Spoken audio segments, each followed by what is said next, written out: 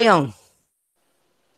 Mr. Corleone, meet Mr. Bear Hugger. Nice to meet you. AKA Fatal Mephisto. We are live. This is the Irish Podcast, episode 47. 47. I am the Titanfall. That's 47. I am the Titanfall Princess. This is the Irish Podcast. But before I get into the panel introducing themselves like we do every week, an announcement that I'll be making an appearance on Jabari's Gamers, the Game Podcast, this Sunday. All right. Guys, so you might want to come over and check it out. Okay, I've been looking forward to it. But enough about me, of course. Okay, panel, let's introduce yourselves. We'll start out with the regular members that are here, and then we do have a special guest tonight, guys. Okay, so Rambo, go ahead. What's going on, guys? You can always find me at Rambo's Corner on Twitter, but we're here kind of, I guess, to talk about the news this week, and that's about it. I'm kind of ready to get into it. Corleone. What's going on, everybody? Thank y'all for coming. Hope everybody is doing good. Ready to get to these topics. Okay. And our guest tonight is Bear Hugger. Introduce yourself, Bear Hugger. Yo, what's going on, everybody out there on YouTube? It's been a long time since I've actually been active here on YouTube, despite the fact that I've been making random appearances as of yesterday. But yes, Bearhugger29, but I'm now known as Fatal Mephisto. I kind of want to let the Bear Hugger name slowly die out, but it'll take some time for some people, which is fine. I'll have to accept that. But thanks for having me. I appreciate it. No problem. Okay. Now, our other people on the panel probably may show up late, so when they do, we'll know they're here. They'll just join in. Frozen's just turned in. Here? Yeah, I just got here. Oh, okay. Why don't you just introduce yourself real quick? Glad to be here. Short and simple, always. That's what he does it every week. That's Frozen. Okay. Well, we'll get into the first topic. Okay. The big news that has happened this week is that God of War got a release date. Like I said last week, this is a day one buy for me. It really is, because I like God of War. I really can't wait to play the new God of War, especially for those people who finished God of War 3 where there were cliffhangers. But I even seen before the game is released, some people are already complaining about Kratos' son on God of War. People say things like, this is not going to be a good God of War game.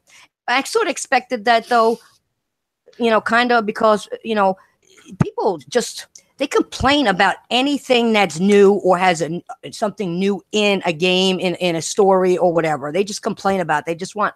They don't want to move on. So I kind of expected that. So with that being said, what are your thoughts on the game releasing on April 20th? And are you guys getting it?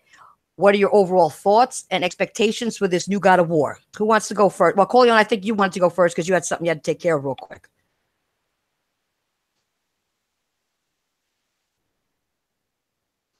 Hello? Still here. Corleone?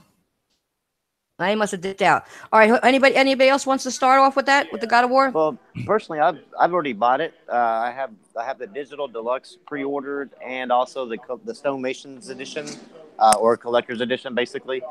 I'm completely pumped for this new God of War. The new setting, the story. I never watched the story-based trailer because I want to be completely surprised whenever it actually releases. So okay.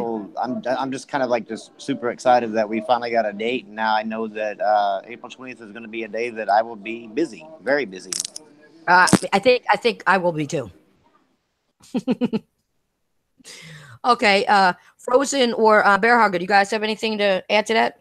I'm definitely going to be getting it. Just probably not day one, only because the prices over here for a lot of these games I do want to buy, I'm going to have to sit on. Thank you, Canada. But no, it does look phenomenal. And all those people that are sitting there crying and moaning about the fact that, it's more of a story-driven game going off of what we played before in the past of God of War, who cares? I mean, it's a personal story being told, through the eyes of Kratos, man. Enjoy it. It looks phenomenal. It looks fantastic. And it's definitely going to be another stellar game yet again released by Sony themselves. So enjoy it while it lasts. See, that's my point. People don't get it. Why would you just want the same thing over and over again? Like you said, it's through his eyes. It's something different. I enjoy different. I don't want to do the same thing over and over again. Different is good. Exactly. Change is good. Mm-hmm. People need to think about that. Not only in game. I mean, you have changes in your life all the time. I don't like all of them. But you do change in your life. You can do the same thing over and over again. You're going to be stuck in the same spot for the rest of your life. Bingo.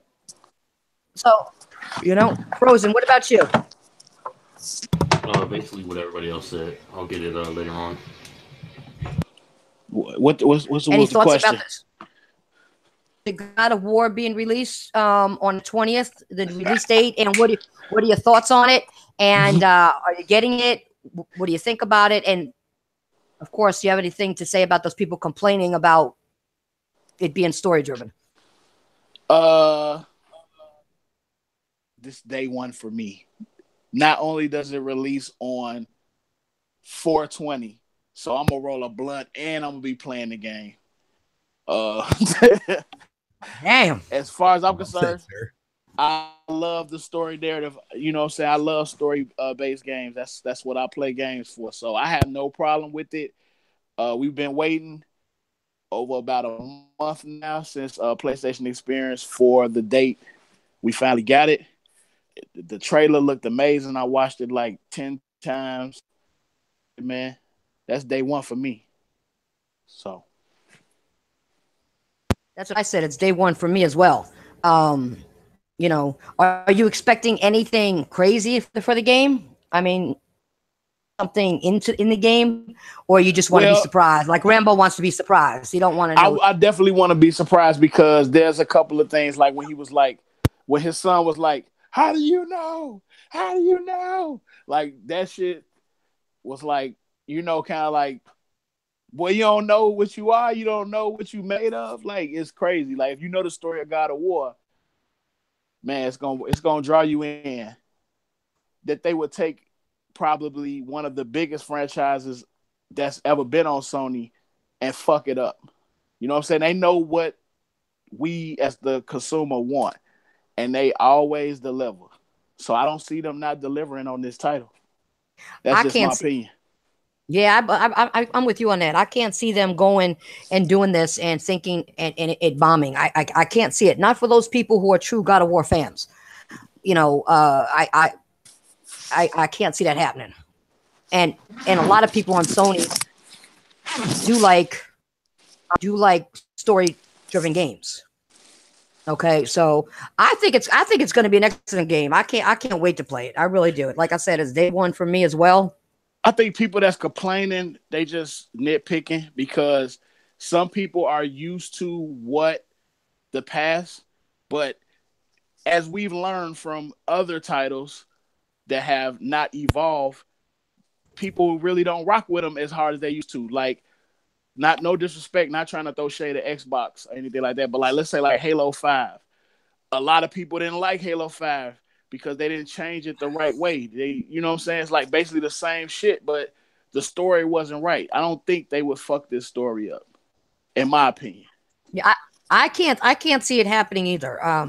You know what the problem is too? Some of these people don't like change. We talked about that before you came back.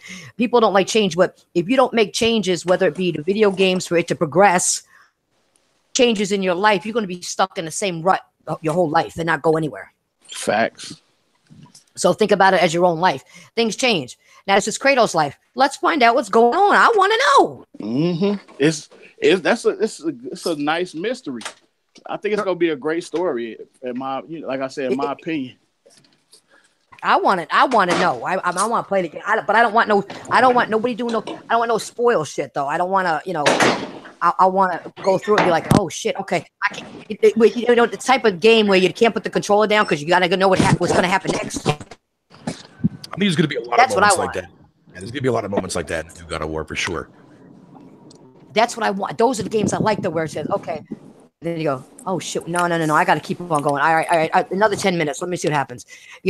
It's like when you finally get a real good movie or show or something, and no offense, but you got to go to the restroom and you can't go because you want to see what's going on. You don't want to miss nothing, type game. That's what I want. And I think this is going to be the game. Keep you on the edge of your seat. I really do.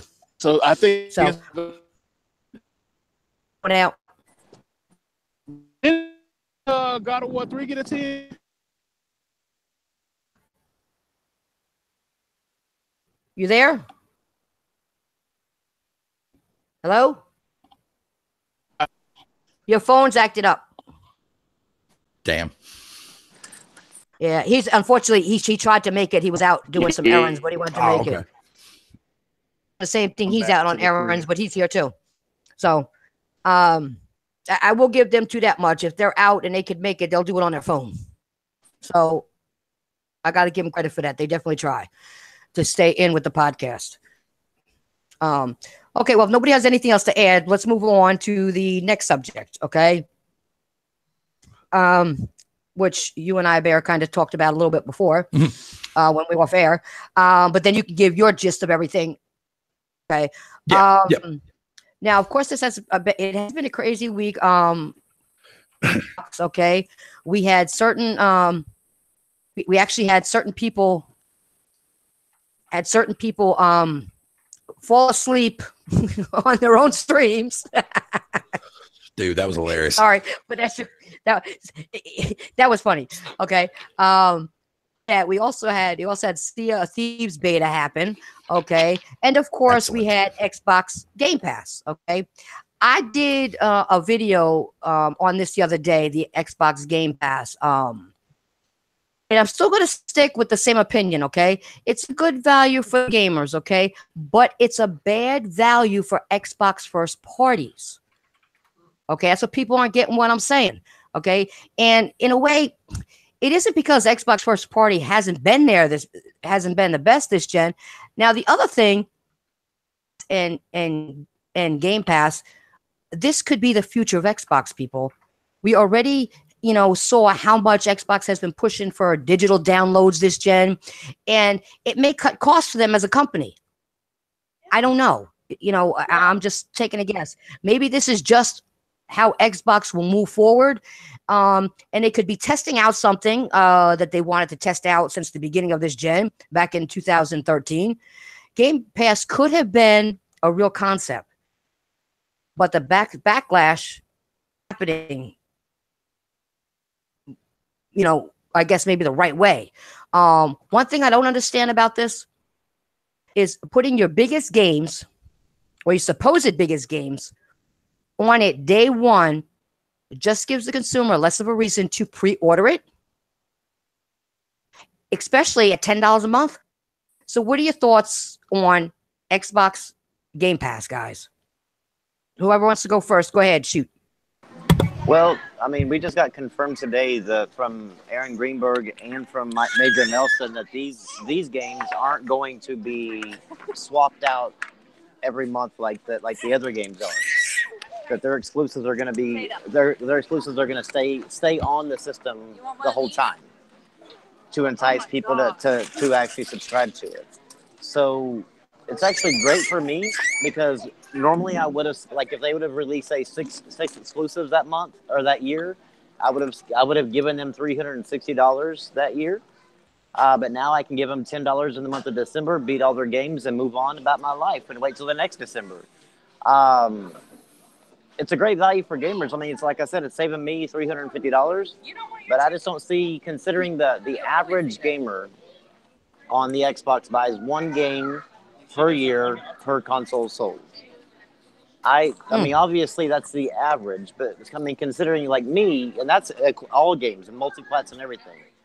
And me, I've probably bought a good 20 or 30 games every year on Xbox.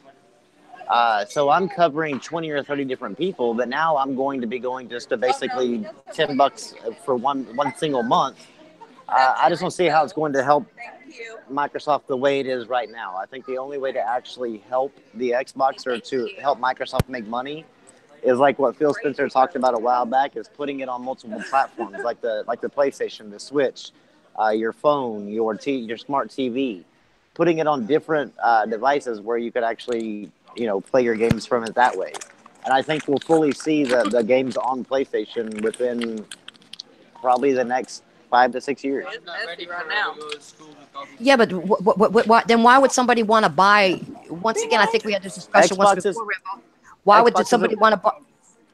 Well, Xbox isn't really about worrying about like you buying a console. They're more into service based. Like they turned Microsoft Office into service based. Like you don't even get to buy Microsoft Office anymore. You rent it basically monthly for a monthly payment, or you can get a discount by paying it by the year. Everything that they're doing is, and they've set it up several times that everything they're going to do is basically going to be a service-based industry, because a service-based like Netflix or whatever is what draws in money. But the only way it draws in money is if it's on multiple platforms, because that way they don't actually have to make a platform anymore. They can simply just make a few games exclusives, put it on different people's things or devices or whatever, and be able to get subscription money rolling into their company. They're going to a service-based company. They're not going to be. I guarantee you, it's kind of odd that I actually agree with Crap Gamer, but I fully believe that the next Xbox you need soap in your mouth. You need soap in your mouth for that one. But I honestly think the next Xbox console will be the last one, and you'll start seeing them having Xbox on the PlayStation, on the Nintendo platform, on your smartphone, on your TVs. I think you'll see that more often, and you'll be able to get your Xbox games that way. I don't know. What are they going to do? I mean, if you're going to get your games that way, then they're going to lose out on Live and everything else. I mean, they'll probably still have to sell Live because of the fact that it's going to require Live to play multiplayer. Like within the Xbox ecosystem, they're going to have to still sell Live. You're going to have to sign into your Xbox account, kind of like you do on PC. But like say if you're on the PlayStation, you'll need to sign into your Xbox account on that Game Pass, and then it'll if you have Live, it'll show that you have Live on there, and then you just go ahead and play the multiplayer as if you were playing on an Xbox console. Except you're just playing it on your PlayStation console or Nintendo. I think this, honestly, though, I think this is just going to de-incentivize developers. Developers are on board with it, though, already, though, Brim. Really? Are they really? Yeah. Yep. You mean there was an interview yesterday. You're talking about the first party, right? No, I'm talking about third party and first party. Because first party has no choice. Yeah, first party has no choice. Phil Spencer came out the other day, the day of the announcement, the very next day. There was an interview, I forget, on some website. Phil said that third parties are, if they want to, it's their choice. They don't have to if they don't want to, but they can if they want to. Release their game day one on Game Pass if they so choose to. And from what he said, that a lot of actual publishers, that when he went and talked to a lot of publishers about, pitching this idea to them, they were all down for it. And remember, you got to remember, these are publishers that would love to do anything, to prevent them from actually selling their game retail-wise, because they want to make all that money. They want to cut out that bullshit-ass middleman, which is the retailers, right? It's been like that for God only knows how long. The only reason why it hasn't been done it yet is because that's where the majority of their money is gone. But now that digital's skyrocketed throughout the course of the last several years, mind you, it's only a matter of time until that stuff. And I hate saying this because I know there's a lot of people out there that do want, physical and always have physical. Physical's not going anywhere anytime soon, but eventually physical is going to fade away eventually. But see, that's going to be a while. Yeah, it's going to be a while. Yes. Well, because we're talking just as the NPD guy released, whenever he released the numbers for December 2017 and the year of 2017, he said, despite digital's slow and methodic growth, we're still looking at a 70% to a 30% ratio between physical and digital. 30% being digital. And that's in 2017, as of the end of 2017. I Phil Spencer saying that the third parties are on board with it. I don't believe him. I don't trust Phil Spencer or anything that he says, because everything that he says has yet to come true. Yeah, that is. Yeah, I know that. You're right about that. You're right about that. Phil Spencer has been known to said a lot of things that were bullshit. I agree. I think what they're trying to do, but I mean, I guess on one hand, I could see it being a positive in the sense that they wouldn't have to worry about DLC practices. You know what I mean? Like they would have to be more inclined to release a more complete game because it being a service, it has to attract people to that. You know what I mean? That's the only thing I can think of. No, they're still going to sell DLC. They're still going to sell you the DLC, but you get like a 10% discount off if you buy the game directly off the Game Pass, where you get 20% off. But if I can, real quick there, if you don't mind there, Titanfall, I'd like to share my thoughts on this, but from two different. No, go ahead. Go ahead. That's what the podcast is about. That's why we have people on to share your thoughts and let everybody else hear everybody's thoughts, not just mine. All right, appreciate it. So, okay, so I'm going to break this down to you guys just real quick as to why I'm in love with this program, but at the same time, I'm also tell you guys why it's also from a general standpoint, not just from my perspective. So, from my perspective, since I live in Canada, we have to pay more. Our games over here are $80, right? PSN, I don't pay tax, thank God for that. But on Xbox, I have to pay tax. So it comes to around $90 and some odd cents after tax, which is fucking insane for a goddamn game, right? For a AAA developing game, that's that price. So for me, since I'm a multi-console owner, and I always have been, and that's always the way it's going to be going forward in the future-wise, well, if we ever get that far.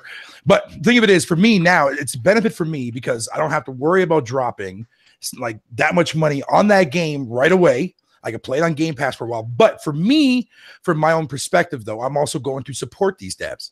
I'm also going to support these devs due to the aspect of things like when Sea of Thieves comes out. Yeah, I'm going to play the living fuck out of that game because I enjoyed the actual beta from when I played of it so far for as long as I can. But as soon as that price drops down from $79.99 down to like $40, then I'm going to buy it from the Game Pass, save 20% off that game. But I'm still going to support Rare for doing that and Microsoft on top of that too as well. But that's just me though. That's my perspective from a gamer. But now in general wise, if Microsoft is going to turn this into an actual full-fledged service, which to be quite honest, I think at this point, everybody should already see this coming from a mile away. Phil's already been hinting at that now for a while. So not everything Phil says is a lie or just fluff, I guess. But here's the thing. Is it a bad thing that Microsoft is doing this as an actual service? Me personally, no. Because, and I really hate saying this, but a lot of Xbox owners do not buy the majority of their games. They only buy ones that are mainly multiplayer centric, right? You are very correct. Look at a game like Cuphead. Yeah, it's a $20 game. I had to spend $30 on it, God forbid, Canada prices. But anyways, none of that. The thing of it is, that's a game that a majority of Xbox fans did not buy. I mean, sure, it all boils down to preference. I get that, right? But how, like, if you look at the game, like people on the Xbox front, for people like the dedicated fan base there, they prefer their online shooting games or online racing games, whatever the case may be. I mean, just look at the numbers of Gears, Halo 5, and Forza games. They always sell pretty well. So with a game like Sunset Overdrive, why did that game sell like freaking hot garbage, man? Can somebody give me a proper answer to that? Because that game falls into the exact same analogy category of it being a fast-paced shooter game. It's fun. The art style looks incredible, that kind of stuff like that. I think the reason why that game did not sell that very well is because there was not a dedicated, full-fledged competitive multiplayer component behind that game. And that's what thrives on Xbox. See, but you answered your own question, though. Like, you already answered your own question. Xbox gamers do not buy their exclusives, period. It doesn't matter if it's Sunset Overdrive to Halo. Even Halo sold abysmal versus its past sales. I mean, it's a joke. Like I've always stated this as an Xbox gamer myself, that my fellow community members are a ginormous fucking joke. Like, they don't support their shit. I'll put it this way, man. It's funny. I'm gonna thumb you up on that one. You keep going, but I'm gonna thumb you up. I've been saying it. It's funny to say this, but it's truth.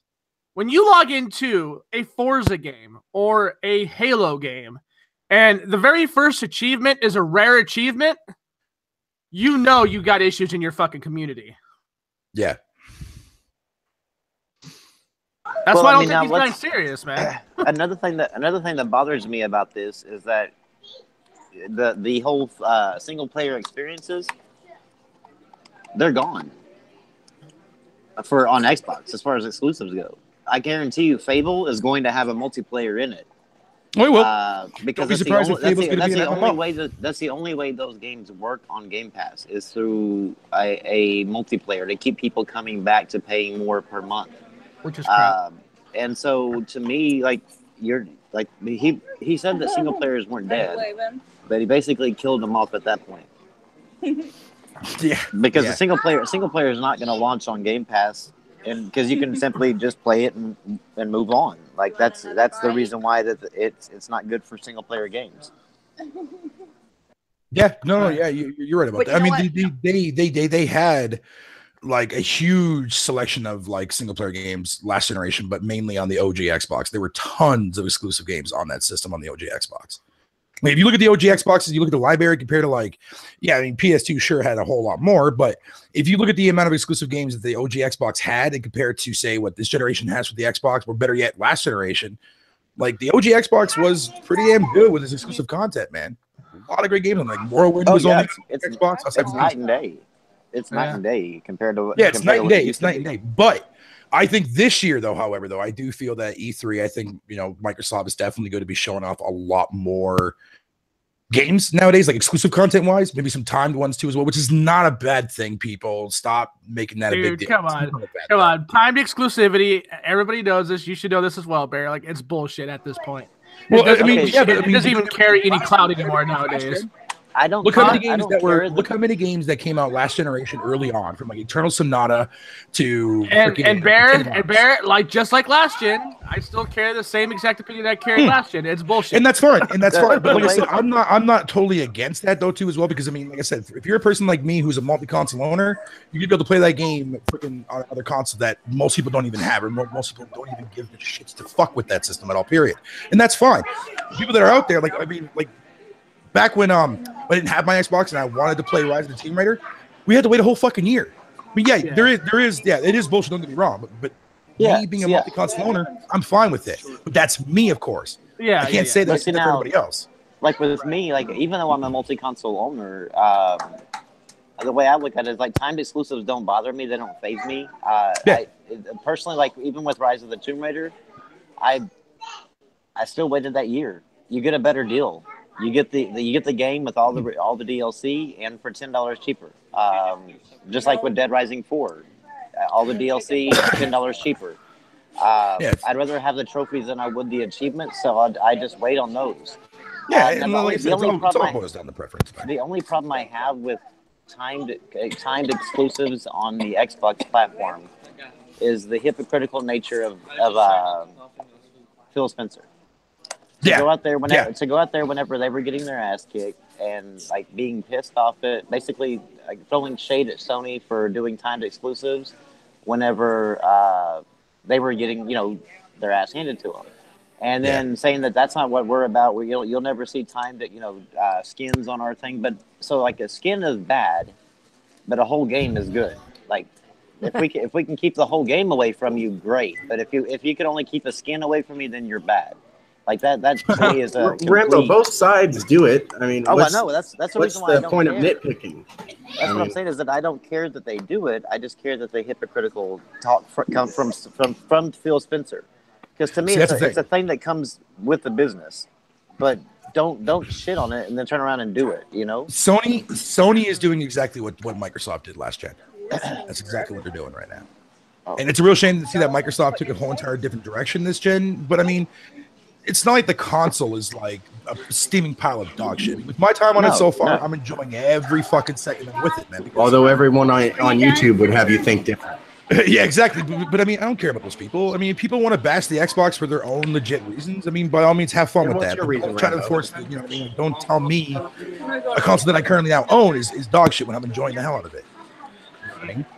I can't stand that mentality. That drives me nuts, man. It's like, why should it's like people enjoy what they want to enjoy, man. It's that simple. We're not screaming. But going back to the Game Pass thing, though, and I apologize, time to get off topic there. But going back to the Game Pass thing, though. Oh, go ahead. I mean, so far, like, because they gave me a free month when I got the system for Christmas a couple weeks ago as a late Christmas gift. But so far, I've been enjoying everything so far. I mean, I was playing Gears of War 4, loved the hell out of that game. Halo 5, went through the campaign, played a lot of the actual multiplayer.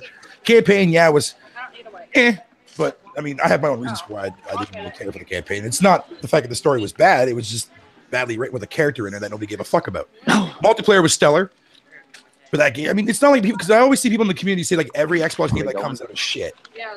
It's like, but how do you know if it's shit? You never played it. Well, I don't care. It's on Xbox. I don't own that console. The game's automatic shit. And I'm like, what the fuck kind of mentality is that? That makes no sense. I think they do the same shit when it's on PlayStation. They do. If they don't have it, it's automatically a piece of shit. Let me see the keys. I'm gonna go out there since I'm. Look at all the aces people are talking about Gears of War and Days Gone and like Detroit. They go, why would I want to play a movie video game? Does Detroit look like a fucking movie game to you?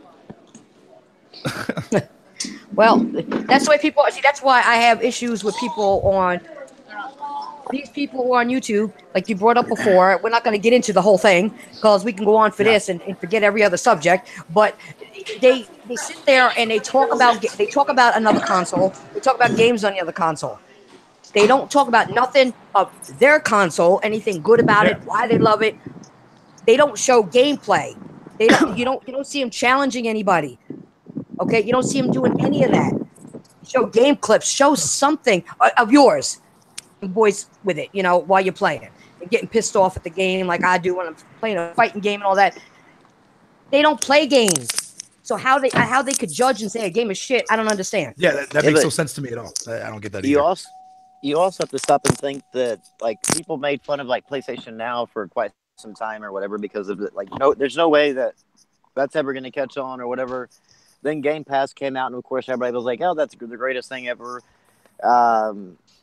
But with this showing, like with Xbox doing this and PlayStation Now, they did put their first party or their games on the PlayStation 4 games on PlayStation Now a little bit earlier. But what this shows should show everybody is that we're eventually going to a streaming type service before too long, like to where we're not actually ever going to own our games. We're actually just going to basically rent it like Netflix. But two wrongs don't make a right. Just because people bitched about PS Now doesn't like, you get what I'm saying? I mean, well, yeah, but okay, the same people that were like bitching about like PS Now, talking about like whenever Sony decided to put their first party games, or they're not the first party games, but their PlayStation 4 games on PlayStation Now. It was doom and gloom. Sony's dead. Sony's dying. There's no way that like that right there shows how bad the service is, and nobody wants it. Sony's going under.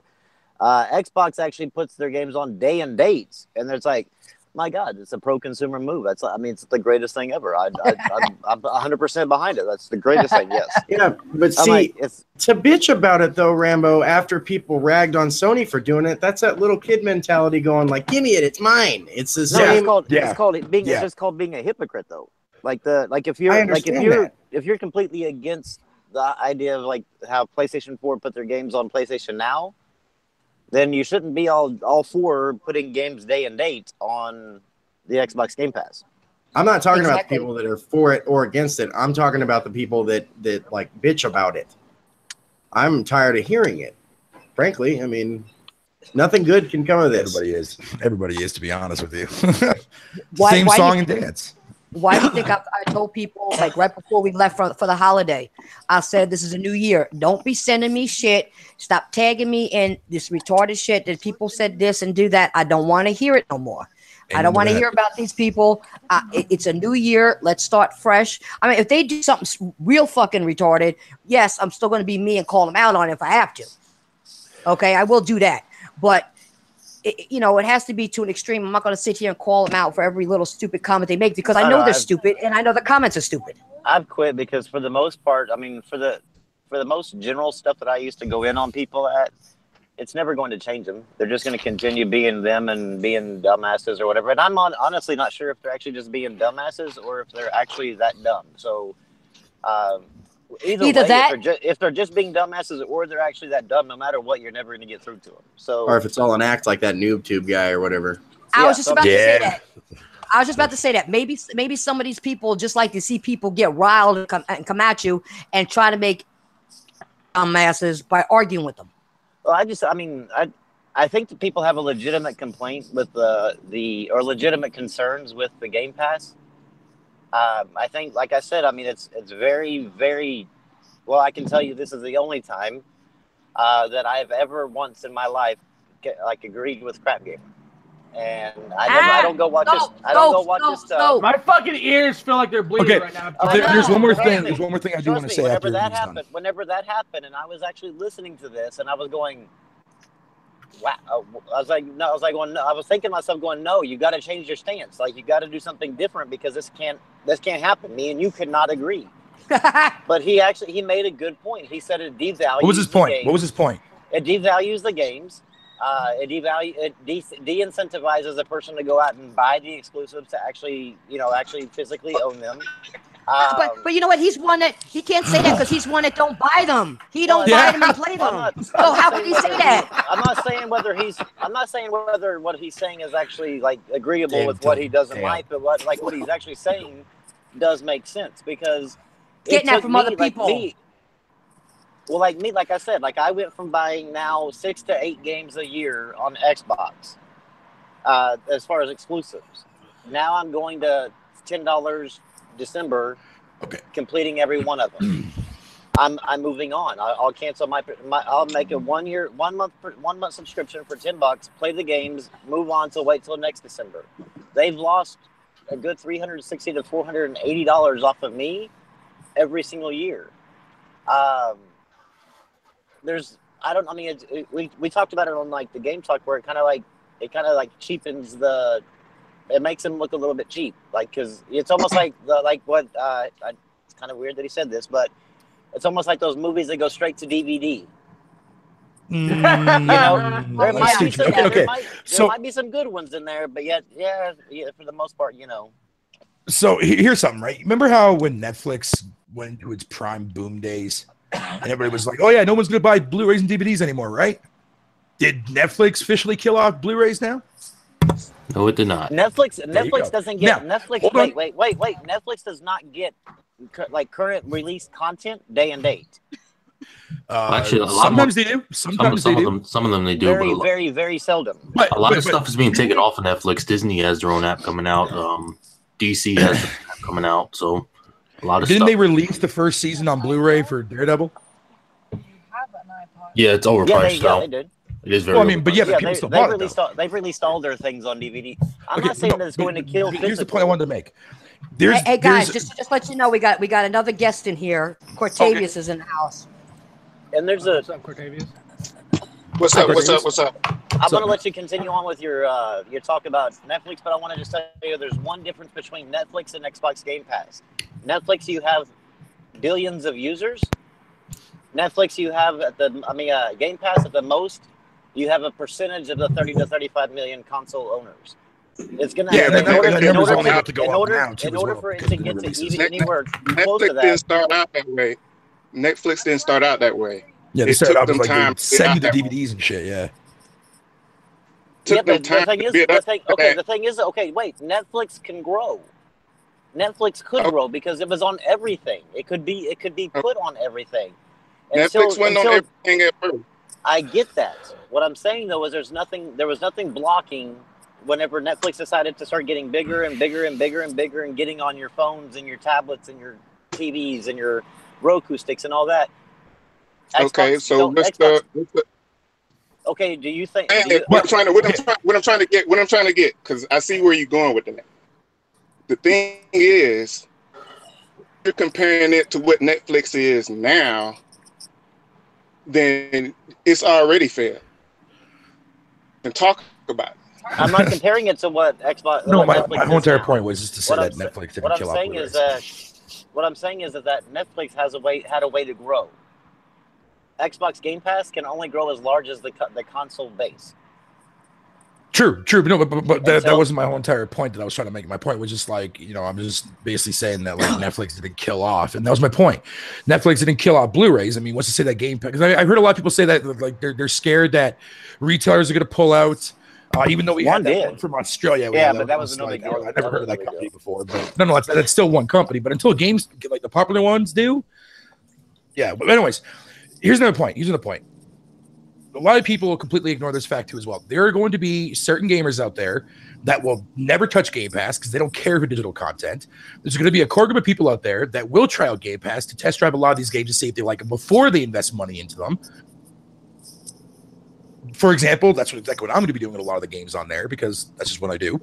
But I can't speak for everybody. Like I said, there's going to be people that are going to use it constantly. But here's another big thing too as well. Big asterisk, right?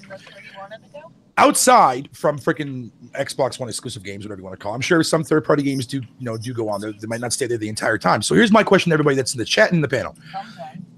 If you play a game on Game Pass, let's say you play the new Call of Duty. Let's just say, just follow along with me here. Let's say the new Call of Duty game comes out next year. It gets on the Game Pass day one, right? You're like, hey, cool. I don't got to drop $60 on a new Call of Duty game. Fuck it, whatever. I'll just play on the Game Pass. Now, let's say, for example, the person that's hardcore into Call of Duty, he rents it out on Game Pass, right? But he wants that season pass. He wants that DLC. Is that person going to sit there and buy that DLC, right? Knowingly that game is not going to be there permanently or stay in that actual Game Pass permanently, has a chance of actually going on a rotation, which more likely it probably will.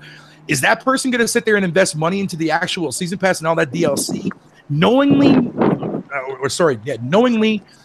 if I can speak properly, knowing that game is not actually permanently his game and that game could eventually just disappear out of Game Pass one day? So what if that game actually leaves Game Pass?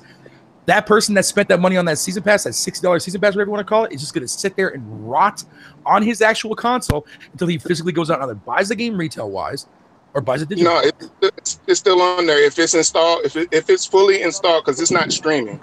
It doesn't matter. It doesn't matter. No, I know that. What if he deletes that game? If you install the game on your Xbox and they rotate it out, the game is still installed on your Xbox. No, you lose access to the game. No, yeah, you lose access to it. You can't re-download it again. Yes, you do, because Major Nelson and Aaron Greenberg all is it like games with gold? That whenever the game gets rotated out, even if you got the game with gold, you still got it. Games with gold games, if you lose gold, you still can play them, right? No, you don't. Only the 360 games. But no, listen, the people that I can even pull up. I give me time. I can actually pull up his tweet. But people ask, if I actually have this game downloaded onto my system, and I'm a member of Game Pass, if I don't pay for the next month, if I'm continually paying and they actually remove the game from Game Pass, will I still have access to it? And he said no. He said once a game is rotated out, even if it's downloaded on your system, the only thing it does is says it pulls up a warning saying you don't own this content. So they went back on what they said. Yes, that's exactly what they said. So back to what I was saying real quick then. Is somebody's renting out a game or playing a game through Game Pass, are they going to be that type of person that's going to buy the DLC if that game does have a chance of going out of rotation? I highly doubt it. There you go. That's what I'm saying. So people that do like paying for DLC, especially the Call of Duty fans, they're not going to fuck with it on goddamn Game Pass. They're going to buy it outright retail. You would be retarded to play Call of Duty on Game Pass to begin with. I'm just using Call of Duty because it's a big game. Any game for that matter, outside from Xbox games. Well, I mean, any third-party game right now, it's on there right now. You could buy the DLC for it. Yeah, but the one. But that's my point. The one thing that I guess people would do on that, especially with Call of Duty, since you use that, is to use the $10 to see if this year's Call of Duty is actually any good. Before they went out, they went out and actually paid $60 for the game. Yeah, I mean, just like people get Call of Duty from Redbox. Perfect. Play the campaign and you. Yeah, see, I play just campaigns on Call of Duty, so therefore, it would just be a $10 thing, and I'd play the campaign, move on through it, and go on.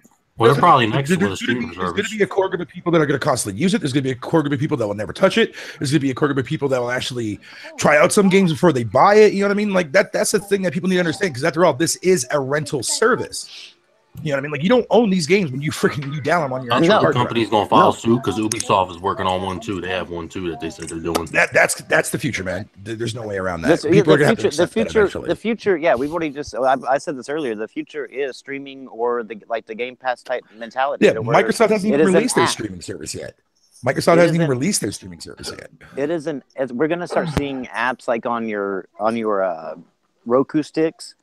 They're going to be a different type of Roku stick to where it actually has maybe a hard drive to where you can either download, or if it's the Game Pass, or in the PlayStation Now, to where PlayStation Now is actually connected to the Roku stick, where you can actually just simply stream your content across there. That's exactly how games are going to eventually. Do you have to be connected to the internet to use Game Pass at all times?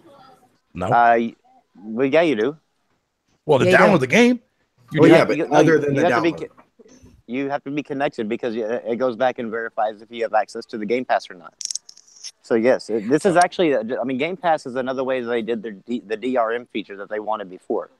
See, the problem. I said, I'll try it out just to Bear said, he'll check out the game, see if he wants it or not. But like he said, and this is what I've been saying. This is what I tried to say, and people got mad at me for it. you don't own the game. We don't know how long it's going to be on there. They could have all these games and they do rotation. I'm like, if I play 4 games at Game Pass that month, I'll finish 3. I want to finish the other one. Well, now it's gone. Well, I can't even finish the a exclusives game. are staying on there. The exclusives are not rotating out. Yeah, the exclusives are not Sea of rotating. Thieves is Those going are to be always on gonna be there on from the All right. from the day one Okay. all the way until whenever. All right, It's but going to stay Rambo, on how many exclusives are they going to have? Well, I'd say on a typical year, they have on a typical year, Xbox has six to 7 exclusives, whether it be first party and third party or second party, but it's still around 6 to 7 big games. The rest of them are indies. Yeah, plus the ones that already came out. Plus The only ones I know are Gears, Halo, and Forza. Oh yeah, You want to sing the song? OG Forza's Xbox games. Forza's not. What's that zombie one? State of Decay. State of Decay 2, Crackdown 3, Sea of Thieves. Forza's not on there though. Even if it is just for their exclusives, okay, they're not going to come off. There may be another game on there that I may enjoy playing that I can't continue playing. Because they may take it out, like you said, out of rotation. That's not. But I mean, that's not right. It is right because it's. I mean, what's the difference in that? You go into Redbox and pick it. You go into Redbox and picking it up and happen to return it the next day. They make you sign the contract. It's no difference. Like it's just a rental service. That's all it is. You know for a fact that that game's not going to be on there constantly. So it's at your own risk. Okay, but you guys also said that they're going to have downloadable content. Okay, like he said, like Bear said. Why would somebody buy downloadable content even on some of these other games that may not be exclusive? And they wouldn't. I mean, if they were smart, they wouldn't. Well, if the game go out of rotation, you can buy that game through Game Pass for a discounted price. Yeah. So they would just. I mean, if they really like the game, they'll just buy it off of Game Pass. It's just like EA Access, basically. Like, say if I'm playing, say. Middle Earth Shadow. Middle Earth Shadow of War, and I'm playing it on the Game Pass. Well, I see that it's probably going to be rotated off next month, so therefore it's saying I can buy it like right now instead of paying $59.99, I might get it for $45.99. Well, I can make that choice to buy it and then also buy the DLC, the whole season thing through it. Okay, but see, I want to get this straight because I want people who are listening to us understand that. And that's why I'm asking the questions, because I want to understand it too, and I want everybody who's listening to get the right information and not so they can understand exactly what's going on. Because like I said, we keep it real here on this podcast. We don't tell half truth, so I want people to understand what they're getting into when they do this. Exactly. If they're in it just for the exclusives of Xbox, then I mean they have nothing to worry about because they're going to be there. Like as soon as Sea of Thieves releases, it's never leaving the Game Pass. No. Who said that was third party? I never heard. I haven't seen anything about third party. Let me find it. I'll find that interview. Keep talking to me, Rambo, because I'll find that interview that I looked at the other day. I want to say that I doubt that you'll see a big third party on there, and the reason why I say that is because if you look at the if you basically like how you said that the percentage of people that were there's a percentage that's going to buy physical all the time, you know what I mean. The number of consoles that Xbox has out there, 30 to 35 million. There's probably, I mean, you could probably say maybe 10% of those are going to be a Game Pass subscriber. The amount of money that I guess that these third parties would actually benefit from the Game Pass, like dropping in day and date on there, isn't going to be really worth it for them because of the fact that it's such a low amount. Once Game Pass starts getting bigger and bigger and bigger, then you might actually see that happen. But it won't be anytime soon before you see like the Red Dead Redemption 2 drop on their day and date or something like that. It's going to be a while before Game Pass starts like taking off and being able to see it's a true success. Yeah, it has to go through his trial run before. Because right now, I think the reason why the exclusives are coming is because it's just like how PlayStation Now wasn't as successful earlier until they started putting PS4 games on there. I think that the Game Pass it was successful, but not as high as what they probably like to see it, and then they dropped these first party exclusives on there in hopes that would actually entice more and more people to come on over. Okay, so the interview was from BusinessInsider.com with Phil, and Phil said this. He goes, just like I say on the gamer's side about choice. I just look at it, I just look at us just giving our publishers and developers choice as well.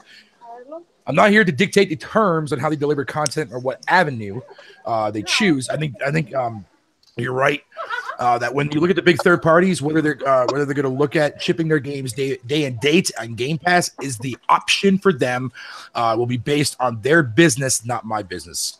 For gamers themselves, the commitment I can make is to ship our first party games on Game Pass. So third parties have the right if they want to, but they don't have to if they don't want to.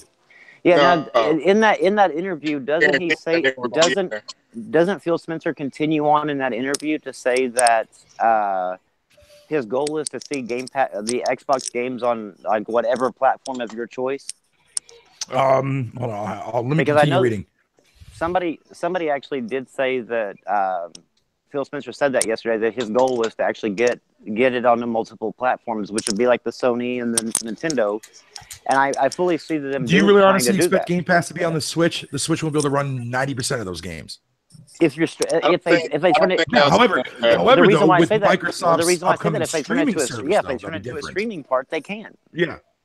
They already got the ring. I think the streaming service will be on multiple things, and I think the Game Pass will be on PC. And he would love to put it on PS4, but Sony's going to deny that. Sony's not going to put that up there. Because if Sony puts that up there, here's the thing. Here's another thing too as well. If Game Pass, right? Let's just say, metaphorically speaking, why? Let's say Sony's like, yeah, okay, we'll accept it. We'll allow the actual Game Pass app to go on the PS4. You have any idea how many third parties are going to fucking sit there and, or at least from Sony side, or what if Sony denies it, right? Let's say, actually, I'll use this as a better example. Sony denies it, right? It's on PC, it's on Mac or whatever you want to call it, and some of that, and maybe like on certain mobile devices that the games can actually run. Let's just say it's also on multiple devices, right? Is that going to hurt freaking third parties, at least from the Sony perspective, given the fact that the majority of gamers will look at that and say, hey, you know what? If I can save myself money on this third-party game, I'll just rent out a freaking Game Pass and just download the game onto my freaking PC or my Xbox or whatever. And just be like, hey, here, I'll just play it on there say, fuck it. I'll save myself money in the process. I think Sony's going to find a way to retaliate against that, though. But that's not going to be an issue, people. I don't think that. Example. That's not I think that really what determines like the third party success and whatever or the direction would be whatever Sony does, because Sony is the true market leader in the console thing, and like Microsoft can set like an example, but it's ultimately going to be like if Sony like ignores it and just continues business as usual, then Game Pass, like just like Mixer, is never going to get as big as it possibly can. No, but I do fuck with Mixer though. Mixer is actually a pretty goddamn good service. I'm not saying Mixer's not bad. I'm not saying. No, but yeah, it's never gonna be like Twitch though. I'm just saying that you're like since Sony is the market leader, they kind of control the market on what actually happens and what these third party companies do. Yep. Because third party companies aren't going to go put their game on Game Pass whenever the market leader is like over twice as many sold as the Game Pass console. All Sony has to do is just come up with a little extra money to get more exclusive actual deals / rights to a lot of these games. Yep, and you basically screwed the Game Pass portion over, and Sony's going to be able to lock it down. And Sony's very easily can walk into almost every third party dealer right now, and to simply walk in and say, "Look, we want some exclusive content. We'll promote your item," and it's done. I mean, it's not because of their market share is so great right now that they pretty much control whatever happens and whatever success and fail in gaming. Yeah, no, you're absolutely right about that for sure. It's sad. I mean, it's sad to have a company have that much power, but right now that's exactly where we're at. No one man should have all that power. My question is one thing I understand: these developers spend a lot of time developing these games. Okay. And I understand it's a pass, a $10 pass per month, okay? But their games aren't guaranteed to even stay on there if they're not first party. Well, here's the thing. Okay, or exclusives. So how do they get paid? Well, they're not going to want to do that. Okay, if these third parties actually did do day and date, then they would probably do the exact same thing as what Microsoft's first party are doing and stay on there. The way they would make money is that Microsoft would actually be able to kind of forecast how much money they're going to make off of Game Pass, and they would pay the third-party developer up front, and then Microsoft would just take whatever money is coming in from the Game Pass and use that for themselves. But they would already pay the third-party developer up front. Microsoft could technically do that, which actually would help them get more, time and more full-on fledged exclusive games for their console. Yeah. I mean, like, because they have the money, instead of actually creating new exclusives and new IPs or whatever, they can start working on that other stuff like that to be able to dump some of that money into getting some of these third parties to dump their game on their day and date. Yeah, you bring up a very good, valid point, because a lot of people you're the first person I've heard actually mention that so far since all this debacle has been going on with the Game Pass. And for the record, I said to on Craig's podcast, like the same day when this announcement came up, I told Sick Humor that people were gonna freaking hate on this crap within the next 24 hours, and I was fucking right, man. Oh yeah, I mean I was fucking right. It doesn't matter. I mean, Sony and Microsoft could, no matter what, they could, or even Nintendo, they could all come out with the greatest product for not only their company, but also for the consumer. And I guarantee you, somebody is going to figure out a way to complain about it. Yeah, they will. Now, actually, we've been talking about this topic so long. Yeah, we can move on if you guys want. Yeah. Y'all still talking about Game Pass? Yeah, it's a pretty hot topic, man. It's a pretty hot topic. Well, we got off of it a little bit. Came back to it. Got off of it a little bit. Came back to it. Got off of it. It's definitely an interesting. It's going to be an interesting concept to see how it works out. Yeah, I'm definitely keeping an eye on it for sure. I think he'll do fine, but I can understand the valid complaints. I can understand the valid complaints. Yeah, if they are valid complaints, but just the hating on it just because it's exclusives coming day and day, I find that stupid. Okay, well, let's move on. We got two more subjects. Okay, let's move on. And I know right now, Fatal. I keep forgetting he changed his name. He's the artist formerly known as Bear. Yeah, that works. Used to the new name. But anyway, I just wanted to briefly go over this, which is to see if these closed beta was released. I think a day or two ago, something like that. I watched some of the footage. Said this before when they announced the game. It's not a game for me, but I will say that the game looks like it could be fun when you play with when you invite some friends and you and your friends are playing. Okay, now, anybody have any thoughts, or has anybody played the beta or just seen footage? And what are your thoughts on the game in general? I've been playing it for about 2 years now. The alpha, right? Yeah, the alpha, tech alpha. Yeah, nice, I've been playing it for quite some time, and I've been able to see it progress. And I mean, it's an amazing game. I won't personally be the one like buying it or even like playing it on Game Pass because it is multiplayer centric, and I have so many games to actually play that are single player. That I personally, whenever I go on to play a game, I would much rather be able just to like dive myself into just like kind of forget about the world around me and just be able to play a game like say the God of War that's going to do that. But for me to actually have somebody yelling in my ear and stuff like that just annoys the shit out of me. So there's very far between that I'll actually play. Oh, good, then I'll start yelling in your ear. I want that beast ass controller, dude. That controller bundle looks sick. I love that. Yeah, that King of that Sea of Thieves controller looks pretty badass. Yeah, it's pretty badass. So what do you guys? All right, who else has thoughts on the beta? I do. This is my first time experiencing the beta. Well, go ahead. If somebody else wants to go ahead of me, that's fine. I think that was Octavius. The beta, the game is like, say if all y'all go on there, y'all would have fun with it. That off the rip. Playing by yourself though, you would get bored after a while. I will say that. Yeah, you do. Well, there was a couple features too as well. I mean, even right now, you're only getting what 10-20% of the game. Yeah, 20% about that. Yeah, so, not the full thing. The rest of it, you don't even.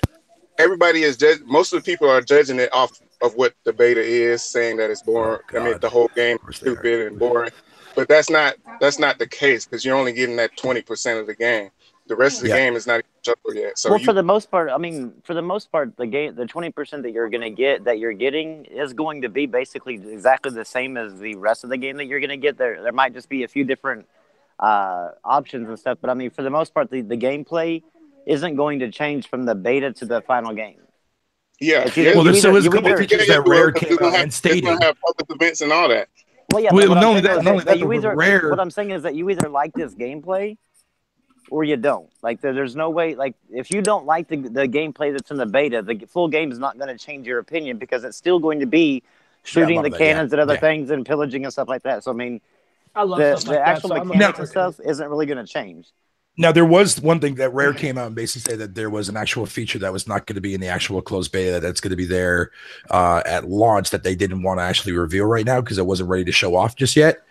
Yeah, I'm not sure what that is. I mean, I'm hoping that it's maybe like pirate hideouts, which I think will be freaking dope in that game, because that definitely needs to be that in the game, especially if it's all pirate themed. Yeah, you need that. But my experience that I had with it yesterday morning was outside from waiting for the service to go back up and dealing with the pre-order on Microsoft's bullshit. Oh God, that was a pain in the ass. But disregarding that, I rocked solo-wise in that game because I didn't know anybody. I don't really have that many people on my list to play with, and most people were either not online or whatever the case may be. So I rocked solo. And so the fact is, like, when you get into that game, it tells you nothing. Like, you got to figure out everything on your own. Now, I'm not sure that's just because it's the beta. But I mean, if it's like that when the full game comes out too as well, a lot of people will be like, I'm pretty sure once the full I would imagine that's because of the beta. I would hope. I'm hoping that it is, because if people go into that game at launch and like they just like they don't explain nothing, like people are gonna be like, "Fuck this, I'm out." You know what I mean? But when I figured everything all out, and I'm sitting there, and like, so I was like, "All right, let me go ahead and take my ship out, and let's do whatever you want to call it." And I was shocked, man. I'm like, how I don't want to use the word deep, but I'm going to use it here anyways. Like, being able to you have to like pull up your anchor, then you got to set your sail, how far down you want to put it down, or how low you want to go, or how fast you want to go. You can set like, the angle for it too as well. And I was like, is this game really a fucking Rare game, dude? Like, what the hell is this? So I'm sitting down playing it. I did a couple of those actual treasure hunt quests supposed to do. And here's the cool thing I like about the game. Right? Even though I was just playing it by myself, and most people were like, dude, this is boring. I'm like, yeah, I get that. But I was sitting there, in my mind, I was like, dude, you know what, man? Playing this with a 4-man crew, including yourself, you have one person who controls the ship, who's driving it, whatever the case may be. You got a person downstairs in the bottom of your ship, looking at the actual map, figuring out, make sure you're going in the right direction, or whatever the case may be.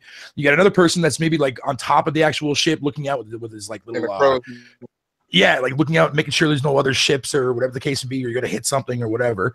And like I'm sitting like, dude, this is going to be like a very, very top commutative game. Like not like competitive wise. Well, maybe competitive wise too as well to an extent. I was gonna say the competitive side would be fucking awesome. Yeah, no, the competitive side is definitely going to be there. Trust me. I've seen a lot of people like on Reddit talking about it and like saying like how epic it was doing like battle against ships. That he said it was epic. But the commutative side though, like talking with your friends, whether you're playing on PC or on the Xbox, dude, but like making like your crew work together and do everything fine and make sure like, you either raid somebody else's ship, or like you can like sneak up on a ship that that's actually out there doing a quest, go on their boat, sneak on their boat, wait for them to come back and just like, like bombard them and whatnot, dude. Like there's going to be a lot of epic moments in that game. But like Titan just said, you have to be like, first of all, if you're not a fan of pirates, you're going to despise this game. You have to have like that love for pirate, which thank God I do. But like I don't know, just going through, like I played it for about, I want to say a good solid 2 hours, man. And here's one thing I do like: a lot of the same treasure hunts over and over again, but it's never going to be on the same island. I like the fact that I had to repeat the freebie one because I lost a lot of money because my ship died, so I had to restart my quest over again. But I didn't have enough money to get the next quest, so I took the one that was basically a free one. It's the exact same quest that I did before, but it was on a different island. So I was like, oh, okay, well, thank God for that, because at least it gets me to actually explore more, you know what I mean, of different islands, whatever you want to call it. And plus, let's be honest, the fact that the game actually has an island called Booty Island, game of the year for me right there on the spot, bro. No, but jokes aside. It's definitely, it's going to be a niche title for a lot of people, but to be honest, I'm kind of glad that this game is going on Game Pass, not going back to the Game Pass conversation. But the reason why I'm saying that, though, is because if this game was not on there, that game would have freaking sold like hot garbage. I hate saying that, dude. I really do. Trust me. I fucking regret every time when I say that shit like that, dude. But I'm just going based on like the majority of what people only want to play on the Xbox, man. This is a good way to keep that number high on that system. You know what I mean? I wish that this game was actually releasing on Steam as well, because that would be nice. I think that if it actually released on Steam, it could actually be a really good, popular streaming game. Because just like kind of like PUBG and stuff is, but the Microsoft Store is so like it's actually the worst store on PC. What's trash about the Microsoft? I play on PC, but I don't buy games off of the Microsoft Store. Well, I mean, just to kind of like long story short, they like DirectX 12 has like built-in dual GPU support. Every game on the Xbox or the Microsoft Store only supports one GPU. They don't allow you to actually adjust all the adjustments that you have within the like you do within Steam, like where you can adjust like your resolution, your field of view, all these different things. They don't let you do overlays to where you can actually run your like your frames per second, like as a counter on there. There's some games like that won't allow OBS to actually record it, or your the software that comes with your GeoForce GPU. It won't allow that software to actually record the gameplay. There are like you can't actually find the game once you've downloaded it into your system. You can't find it. Like you can't find the actual files. The only thing you have to do is either like you have to launch it from the store, pretty much. Yeah, clip it to your start panel or your start menu, or clip it to your desktop or your taskbar, you have to type in search, type in the name of the game, and then launch it from there, because they want to keep it to where people can't do mods on there. Microsoft also is selling paid mods on their store rather than allowing people to actually just mod it themselves. It's just there's a numerous amount of things that have caused the popularity of. I wouldn't be so go see Grumpy about it. I can see why people will. Yeah, I mean, in comparison to Steam, like Microsoft had the groundwork to make a perfectly complete store by their previous experience and by the success of Steam. And Microsoft decided, well, screw that. We're just going to do it again. We're just going to screw up again. And that's what they did. It just bothers me that they did that, because they had such a great way to actually take that Microsoft store and make it a true competitor to Steam, but they went the opposite direction. One more thing I just want to add before we move on to the next topic about Sea of Thieves. It's extremely nice to finally see something feels refreshing. It's a new IP, and finally a modern game that came out from Modern Rare that's not a Kinect title. So I'm happy for that. Oh yeah, hold it. Yo, any game that you can launch your fucking buddy out of a cannon in, I'm down for. Right? Hell yeah, dude. The game looks like a lot of fun, and if I actually had a set group of friends that I could play with every time or whatever, I'd do it, because just like you said, that like being able to have 4 or 5 people on the ship and be able to work together, and communication is key. Yeah, communication is key. But to try to play that with a bunch of randoms, no, I'm just not even interested in that. There's going to be fights breaking out. People are going to be calling you the N-word for that. You got to play with friends. Here's the thing, though. But here's the thing. If this is you said this is an MMO, right? So this isn't lobby based. It's pretty much basically it's an online only game. Yeah. Yeah, but it's not lobby based, right? No, it's lobby based. Yeah, it's lobby based. It is? Matchmaking. Yeah, you jump. It's lobby based to the point of where you say you want to play with others, and then you know how Fortnite is. Yeah. It does about the same thing like that. It just drops you into a group. I was hoping for a real MMO here. And in fact, Rambo, actually, I saw an article there today on some website that actually was comparing it that Sea of Thieves is going to be like the new formula to like an actual genre similar to freaking like H1Z1, King of the Hill, and that'd be pretty cool and shit. Yeah, that would be pretty cool. I mean, I quite honestly, when I first saw it, I always used to say it was the Nintendo 64 version of Assassin's Creed 4, Black Flag. It was the N64 Black Flag version. But actually playing it over the past few years, and then actually seeing what it's turned into, it's a beautiful. I mean, it's a beautiful game. Oh yeah, and it's a lot of fun. But like I said, I mean, unless I just had a core group of people to play with every time, it just won't interest me because I won't play it as often as I need to. You know, one thing though, sorry, once again, just real quick. One thing I've also noticed too is I saw people complaining about this though too as well on Twitter and also on Reddit. Like they were saying, "Oh wow, there's no sharks in the water. There's nothing like it." That's going to be in the full game. Oh yeah, you got like big ass kraken and stuff, dude. Man, like, dude, this game is going to be so good, dude. I can't wait. I cannot freaking wait, man. Oh yeah, you'll have to watch when people. Watching the people when you get your boat and all of a sudden you're sitting on top of a whale and he spouts out the water and you go into the air on a boat. I'm telling you, man, it's gonna be so good, man. I'm telling you, a lot of people are gonna sleep on Sea of Thieves, man. But they give it a chance for that Game Pass. I'm telling you, like, yo, this game is actually not that bad. It's not bad at all. It's really fun. It was actually really fun. The only reason why I'm not getting it is because I only have 1 day off a week. Yeah, so you would have the same problem. You would have kind of the same problem. It's kind of pointless for me to get it. Well, no, actually, not really. No, not at all.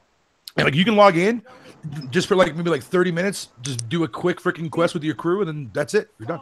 Bounce out. Yeah. Well, yeah, but I mean, the only thing is that my day off is not when all my army homeboys are. Oh, okay. And so being able to still, I mean, that playing it 1 day a week. Most of the game by myself. If he played it 1 day a week or whatever, I mean, he would have to like determine if that one day a week is worth the $60 purchase or whatever. Like that would be, or a year subscription of Game Pass, $120. Yo, can we be all honest here with you, Randall? Like we know your ass isn't busy. Your ass is gonna be more worried about your fucking trophies than actually playing with your friends. Come on, man. I don't play even on PlayStation. I just don't play online. I don't find exactly. I don't really find you were like, oh no, I'd play if I had time. Bullshit. If I had I didn't say if I had time. I said if I had a core group of friends to play with, I would. If I did, I actually would. I used to play Destiny religiously, day in and day out, because I played with a core. Destiny, dude. I played with a core group of friends. Rambo, you know why you don't want to play online? You said it earlier. You don't want nobody yelling in your ear. So you don't want to play online because you want nobody to tell you you're a scrub. You're a scrub. You can do this. You can't do that. I can't stand playing with random. So the only way I would actually be able, Rambo, dude. I can't stand. The only way I would be able to actually deal with playing like that game is if I actually found a core group of friends to play with, and just continuously play it like I did Destiny. But I just don't have that anymore. Yeah, you gotta have. So, I agree with the game like this. You would have to have your own friends to do that. There's no way because at least you know each other. No, I don't think so. You'd be cussing everybody out. Think so, oh, I know, I would. Yeah, Titan definitely. What are you doing over there? Get the fuck over there! You're supposed to be over there, you jackass. Move the hell over there. No, that's my job. Did I tell you to lower down the goddamn fucking ship flag down that low? Yeah. I'm in the American Guardian cussing people out all the time. I'm like, you dumb motherfucker! What are you doing? I can hear. It's gonna be a hidden title for sure. Going south, you're going north. Don't you know how to use a fucking compass, idiot? And I can hear somebody saying, "I'm your fucking captain. I'm your fucking captain." Like, bananas are your best friend in that game too, by the way. Oh yeah. Yeah, that's the hell. That's what's funny is I was getting drunk on the ship. Like, somebody in this community who's going to be doing that. Well, your world, fight the skeletons. Well, those fuckers scared the crap out of me when I first saw them. They just came out of nowhere and started hitting me. I'm like, "Yo, what the fuck are you?" Oh, and by the way, Rambo, real quick, one final thing I want to say real quick. You played when they gave you a random pirate, right? Yeah. Who did they give you? I was a guy. I don't know the name. I didn't pay attention Rare? to the name. It was just a guy.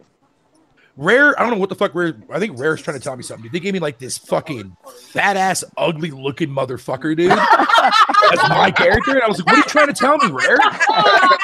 And I'm sitting there because I couldn't see my character at first, right? Because I was hitting the buttons. And then I saw like when you hold down on the directional pad, you can do like different emotes. And I clicked on the dance one, and all of a sudden I saw my character, and I literally almost vomited on my live stream. What the hell is this, dude? No, but it's the game itself. It's gonna be a sleeper hit.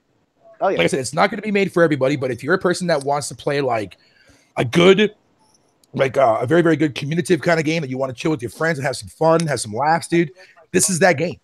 Oh, yeah. But I know it's not going to be for everyone, though. It's not going to be for everyone. There's going to be a lot of clips. They made that game be on the Game Pass fucking day one. Bro, like, I put it this way, like I loved Guns of Icarus when it came out for PC. I love airship, like that airship game where you, like, one person steered, the other people were your navigation. People had to run to the bottom of your deck, put out. I think it's what Sea of Thieves is based on is Guns of Icarus. And by the way, that game is still coming to the PS4 this year. By the way, just let you know. Getting a oh, is it really? tie, or am I just getting? Yep. Piper, is he supposed to wear a tie? No. Okay, well, if nobody has anything else to add. Okay, what about pants? But no, I'm going to move move on to my last. I'm going to move on to my last subject, but we still always open the floor in case you guys have news you want to bring out that hasn't been brought up. So keep that in mind. Okay, what is my final topic? Oh yeah, I almost forgot. Dragon Ball Fighters. Unfortunately, I will have to wait extra time to play it. I did pre-order it. Okay, but my order has been delayed. According to Amazon, they said in the background. Y'all got to mute yourself.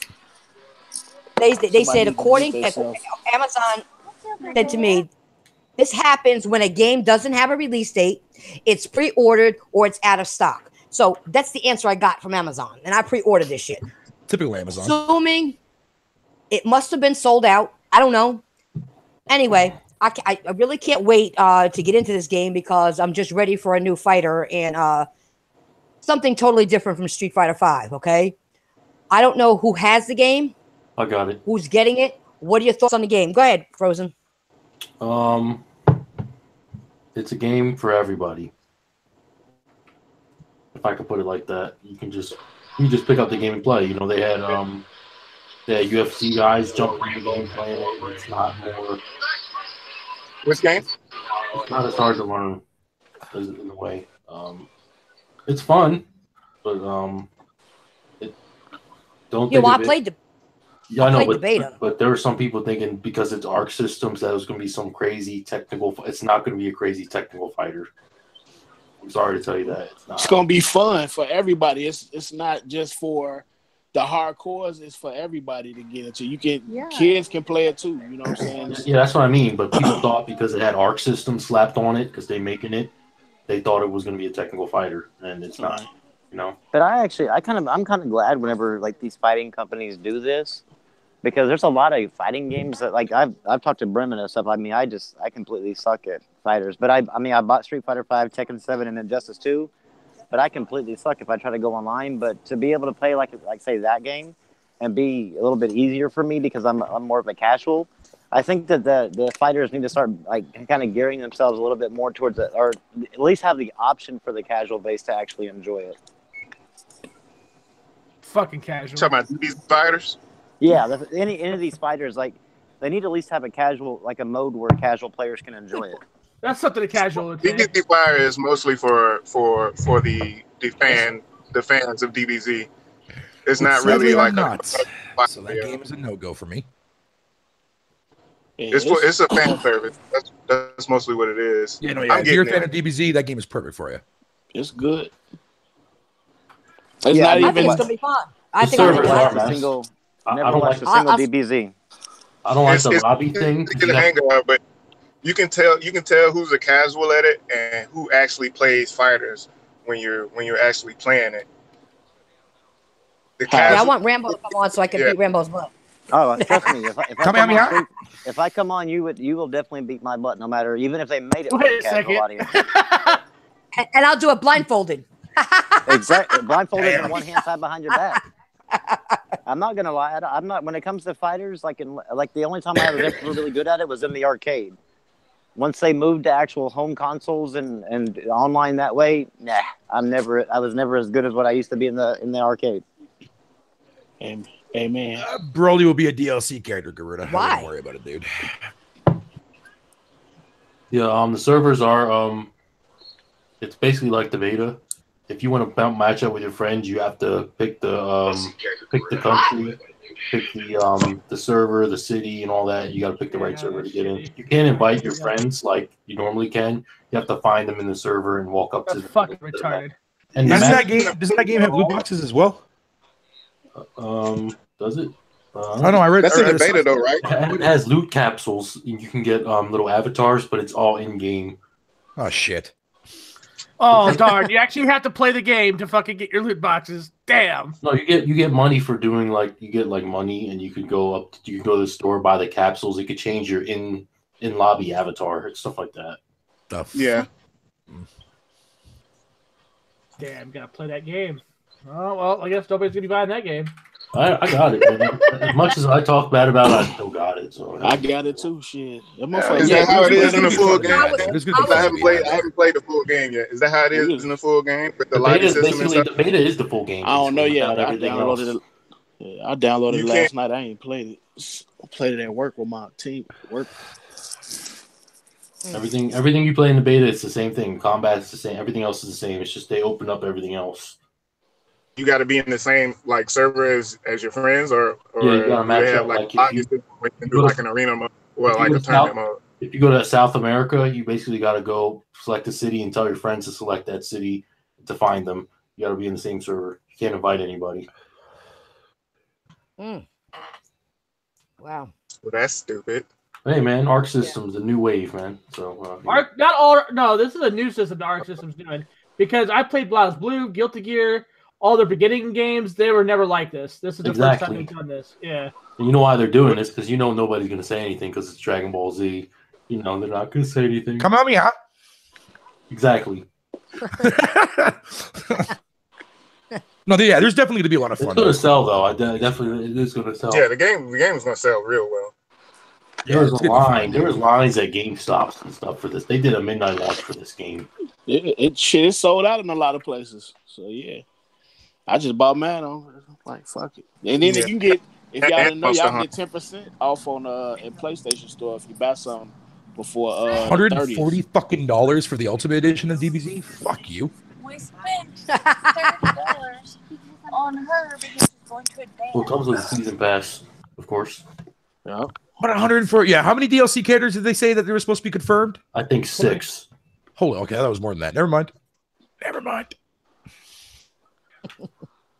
That's crazy, man. Who the fuck's gonna pay $140 for that? Not me. Definitely. People will. Yeah, well, no, I mean, it's obviously cheaper in the States, but based on. No, it doesn't matter, but some people will. They just. Yeah, that is true. That is very, very true. And that's why some people don't have a pot to piss in because they'll go and do all this and just worry about gaming. And what bothers me, you have people buy the stuff. They don't have a pot to piss in, but they also don't play the game all the time either. They don't have a pot to piss in. They just buy it to say, I got it. Oh, they buy it to say, I got it. Speaking of actual games, there's an actual upcoming Xbox game that recently got announced. That's going to be, I think, exclusive. I think they said. Did anybody here in the panel or in the chat heard of a game called RoboCraft Infinity? I've heard of RoboCraft. Yeah, it's not an exclusive. I thought that was on. Yeah, it's on Steam too. Well, I mean, console-wise. I didn't know they were releasing Infinity. I didn't hear that. Okay, basically what it is, it's like you can create and customize like your own robots, and then like you battle online with people with them and shit. Yeah, looks pretty badass. Wow. Looks all right. I love how they say that's a console exclusive because it's not. It's on PC as well. Like, well, no, that's the reason why they say. Okay. Oh God, you're one of those types of people, aren't you? Dude, okay, yes, I am. I fully admit this. I feel that if it's an exclusive, then it needs to be a true exclusive. None of this bullshit of. But what does console mean? What does console mean? PC don't count. So I'm saying PC is a platform. So what does console mean? Is PC a console? Do you not game on PC? Like, no. I mean, no, you don't. Is that what I just heard you say? Yeah. No. People do. I game on PC, but my PCs that are garbage. I can't even run that fucking comedy night game. That fucking. Yeah. Well, that's true. But there's a point as to why I'm saying that, because see, the thing of it is, and I've had this debate with so many people in the past. You are right. Yes, it's on two different things, right? But here's the thing: when Street Fighter V came out on PS4, there's a reason why Sony put that little fucking thing up in the top of the box that says PS4 console exclusive, right? That's the only PC is not a console. PC is not a console. We all know that Street Fighter V is also on PC as well, right? There's a reason why you look at an Xbox game or you look at a Sony game and it says both. Like Ni no Kuni is going to be the exact same thing now too as well. It's going to say PS4 console exclusive. For now, that's coming to the Switch, man. Like I said, you are right that it's also on PC, but PC is not a fucking console. It is a platform. That's how I'm looking at it. I'm not saying. Like I said, people like myself, and believe me, there's a lot of people out there that don't care if the game on PC or don't have a PC rig super enough to play a lot of these games. They will not. Let's say they own both consoles. If it's only on that system, it's only on that system, on that console in and of itself. That's why they put that little sticker up there. Funny. It's still funny to me, regardless. Like Neo is a No, I get it. Don't get me wrong. Like you're technically right, but I just explain like that's why they put that on. No, I I think get that it. I think when people try to say say Sea of Thieves is an exclusive, they're wrong. But whenever they say Sea of Thieves is a console exclusive, to me, I can fully get behind that because I understand what they're saying. They're separating it from the console. It's exclusive to that single console, not that single platform. Yeah, but you get a lot of people that's like Brimstone and be like, "Nah, it's still on PC. That's not an exclusive." Yeah. That's a multiplayer. They're technically right, but that's why they slap console in front of exclusive because they want people to understand. I mean, that. Yeah, but they don't look at it when you say console exclusive. They still see it as a multiplayer. You just hear the word exclusive, like what? No. Look, I come from a generation where when you heard the word exclusive, you couldn't find it on any other platform but that platform. You know what I mean? So that's how I look at it. Not entirely true. All right, guys, give me 1 second. I just need mods. I just want you to do one thing. If you see Lords of Eclipse come in here, just time them out, okay? Just time them out. We don't need no bitter ex people here. Just time them out. When it comes to that, like, because I'm like Grim. I came from that generation to where, like, when they advertised exclusives between Sega and Nintendo, it was exclusive. Okay, here's a fun fact. I've kind of, over the course of time, I've kind of gotten used to the idea of console exclusive. Okay, here's one for you, Brimstone. Castlevania on NES, exclusive or not exclusive? Not exclusive. Okay, good. I'm glad that you said that because if you would have said, yeah, it's exclusive, I'm like, nope. Don't you remember you ever played the DOS version of it? Thank God you did because the game sucked on DOS. It's terrible. But my point is this. Like I said, that's the only, like every time when I hear people debate about that, I'm like, I'm not disagreeing with them. I'm just explaining them what that actual terminology means. I see. Don't get me wrong, guys. I understand it. I get it. It's just. But I said, technically though, you are right though. Technically, you are right. I just come from a generation where when you hear the word exclusive, that means you cannot find that any other platform. You know what I mean? So like, Huh? What year were you born, Brimstone? 83. Okay. We didn't even talk about exclusives back then. We didn't even know what the hell that terminology even meant. We didn't even know what that was. Wait a minute. Where's this? Wait a second. Wait. Where's this what is this? We didn't talk about exclusives because there was actually a most of the things we talked about back then was Sega and Nintendo. We was mostly talking about back then. No, he's talking about the word. Which console was better? We weren't even talking about because back then it was mostly about maybe you. But the thing is, that there was an actual ad between Sega and Nintendo of Sega stacking up all their exclusives comparison to Nintendo's exclusives. Like there was they were exclusives were big back then. They didn't fight over them and list them out like they did now because we didn't have social media. No, but it's the word. If you look at it from the word, right? Like back when we were kids, you're right. But the word itself was never used.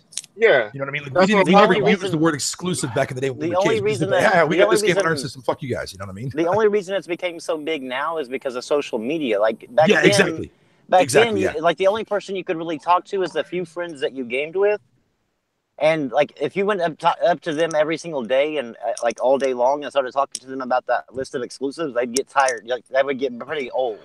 But now that social media has broadened you to be able to talk to gamers from all over the world. It's allowed that word to be really vocalized. The word and and to be able to be popularized and moved around because you can talk to more and more people. Yeah, it's like I remember like having conversations with my friends, like debating on like which beat 'em up game was better, either Streets of Rage or Final Fight. You know what I mean? Both were on consoles. The genius concept behind Sega and Nintendo's advertising campaign is that it convinced gamers to buy both systems. Now. Yeah. Gamers are the ones that believe in this fairy tale known as the console war, and they take that shit literally worse than what Sega.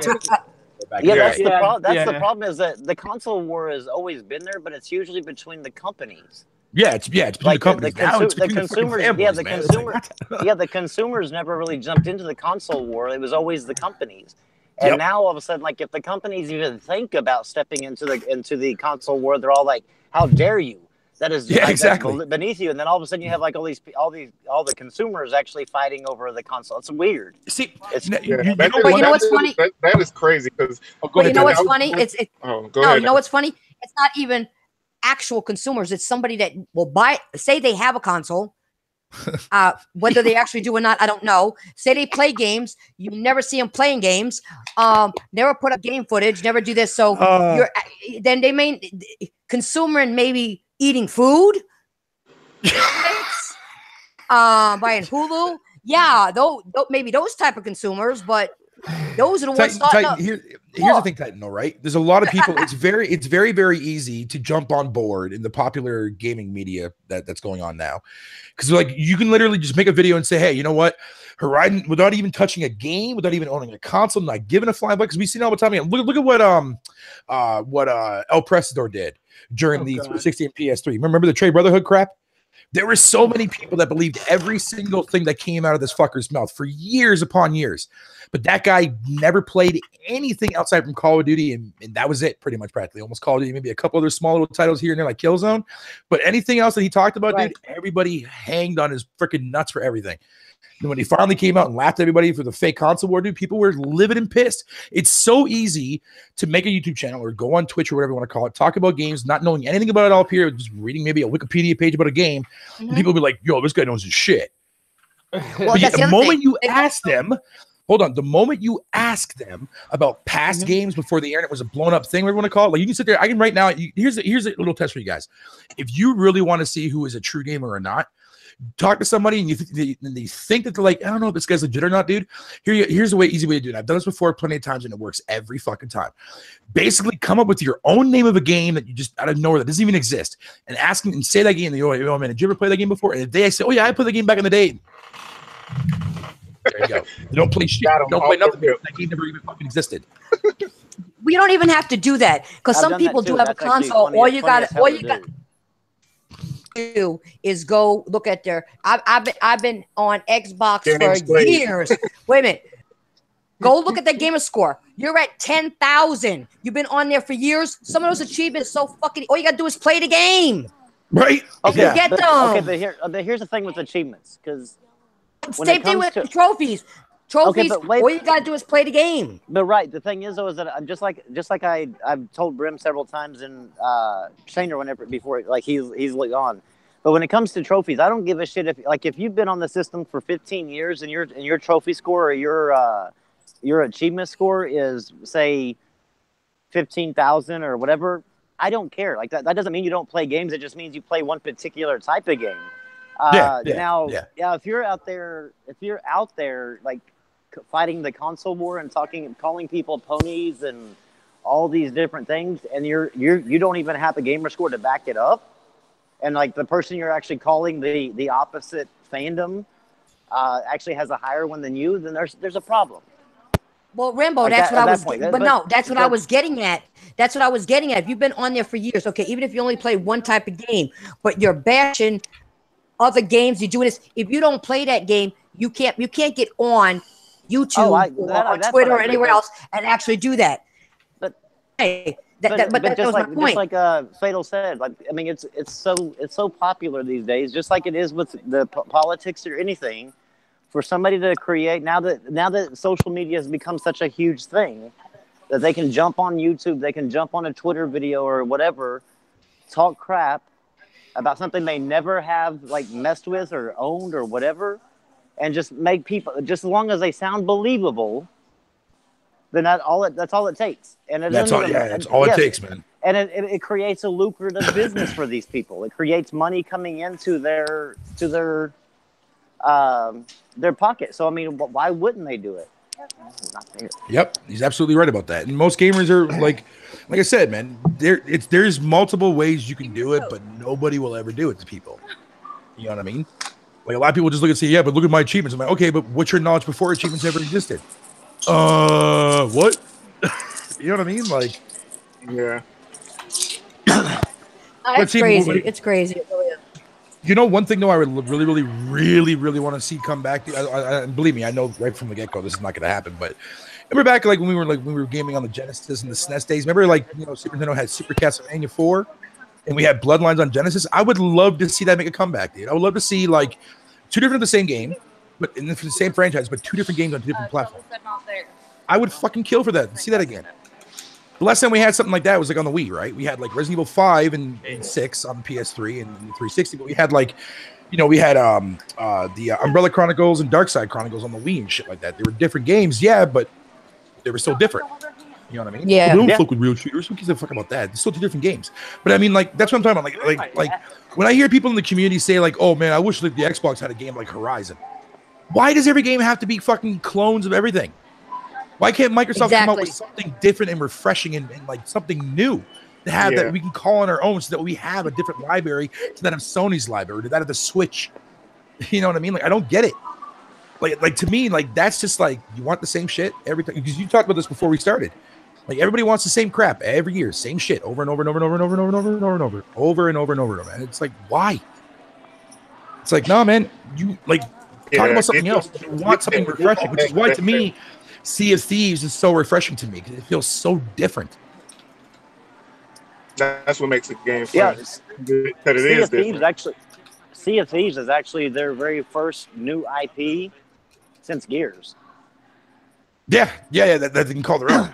Yeah, that they own all outright. Okay, I'm not. In the chat, somebody by the name of General Ape wanted us to address this. He said he has a lot of respect for me and the podcast and what we do. His thing is that he believes that the Xbox, the way things are happening and all the bullshit that's going on YouTube and Twitter, starts out with people like Crap Gamer and people of those sorts who lie and tell lies and do all that stuff. So he wanted to know if anybody wanted to address that. I've already said that a long time ago, and he knows that. But he wanted to just want to know anybody else's thoughts. I don't even listen to Crap Gamer.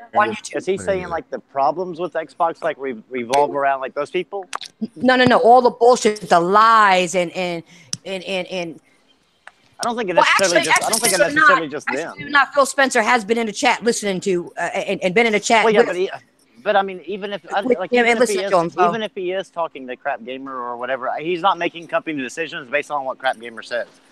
That's just like, he's not stupid. Phil Spencer's just not stupid. He didn't get to where he's at by listening to a YouTuber with 20,000 subs. Like, that's just not how like business works. Can I say something? I don't mind him actually talking to Crap Gamer. I don't even mind anything. I don't think the Crap Gamers and the Colt Eastwoods and the Dealer Gaming, I don't think they're any sort of like a result of the people that are coming at you with lies and stuff.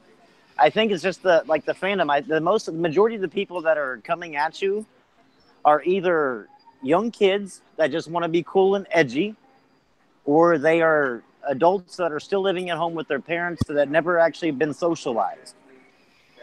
So, I mean, they're not really, they're just coming up with shit just to argue or just to be an ass, because they don't really know actually how to interact. Rambo, it's not only that. Right. No, I get that. But it's also the bullshit. Like you even said, you never agree with anything that Crap Gamer says. Right. He doesn't play games like that. He doesn't do any of that shit.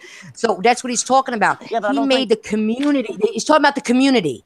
Right, but I don't think he made it worse because I don't think what I'm saying is I would not blame him or any of those other people like Crap for the community that is on Xbox or the ones that are on PlayStation. You know what I don't like? But no. Here's the thing, right? People like that. People like Crap Gamer and a few others that are out there that sit there and constantly hype up everything that Microsoft does without any form of actually doing it themselves. Freaking those people latch onto every single thing that this individual says is like factual evidence, right? But yet when somebody does come out like myself or Titan or anybody else in this chat room that comes out and shows the actual evidence that what was being said on that person's actual video was a lie or whatever you want to call it, just to try to make anything sound relevantly good towards the Xbox, a lot of people look at that and say, hey, you know what? Why is this actually, why would Crap come out and make a lie towards that? And that's the biggest problem that I have with this gaming community in general. Like, I've been on this gaming community for quite a while before I decided to call it quit and say, fuck this community. This community is toxic. It really is. That's why I left. The social media community. Let me say something. Hold on. Let me say something real quick, man. I'm tired of everybody always bringing this dude up, man. Stop giving this dude light. You know what I'm saying? That's what I'm saying. Yeah. If he a fraud, stop bringing that shit up. You know what I'm saying? Like, every time y'all bring this shit up, y'all get this dude light. Y'all gotta ignore that shit. I don't even watch that motherfucker. I don't even know who he is. I don't watch that. He does none of that crap, dude. Y'all gotta omit that motherfucker from your wordplay. I agree. Just like what you were saying, kind of like there. If you look at the way, like, say, Crap Gamer does or whatever, and then people come at like that, like the guy in the chat, like asking about it and stuff like that. They get triggered. I guess I hate that word, but they get triggered by dealing with the Xbox fanboys. Yeah, then turn around and those same people are still being like just by asking about Crap Gamer or bringing him up like that. The only thing they're doing is just simply causing a revolving cycle. Right. They'd be like, did you see his video? On, did you see his video? What he said? Like, what the fuck is y'all watching this video for? If he's supposed to be a fraud, yeah, if this motherfucker supposed to be a fake. Not y'all. I'm just saying people in general. Like, if he's a fake, I agree. why the fuck is y'all watching this man? If he ain't 100, why is y'all supporting this man? Like, all that back and forth. Did you hear what he said? They use the excuse that saying they want to see what stupid thing he comes up with. Yeah, man, that shit is corny, man. It bothers them, though. Because the thing that bothers me about it is that those guys speak. They take it as that's the whole Xbox community. I'm part of that community. And the people that I play with don't talk about the dumb shit that they talk about. The ones I play with, we feel like, hey, if they put it out there in an article, if they say it on their channel, that's what it means. That's what it is. I don't go by what fanboys say. No, tired of being up into the same thing as them. There was a couple, like the guy named K Mega. One of I think his name is All Day Digital. He was bringing up to K Mega, why did you make that video? Why did you say that in your video whenever we were in party chat? You were fully agreeing with me. It's like, because they know that it's going to actually create drama. It's going to create views. It's going to create money in their pocket. So if you don't like their content for what it is, the drama filled and the just bullshitting, then don't watch it. Don't pay attention to it. Just move on. But to go back on what you said, Cordius, it's not. Don't look at like Crap Gamer and the rest of his subs, or Dealer and the rest of his subs as the Xbox community, or the PlayStation Legion as the PlayStation community. It's all everybody's their own individual. We're not technically a community. We're just technically a bunch of individuals that have a similar taste. And so I think that we're using the word community as a very kind of like a false sense, because we're not a community. We're not going to stand up together and stuff like that. We all just have individual tastes and our individual likes and differences. And we come together during those mutual likes and differences and enjoy it. If we came together, we could run the community, like the whole gaming industry. But nobody want to argue. But yeah, that's because we're not a community. We're more of just individuals that just happen to like gaming. No, that's what I'm saying. Like, that's why I love the way I am as a gamer. I'm willing to give stuff a try. I'm willing to actually, I do say some stuff that is incorrect, but I always correct myself on that aspect. You know what I mean?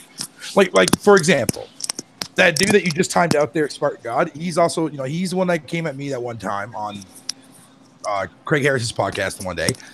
When I talked about the whole entire aspect of Microsoft, reselling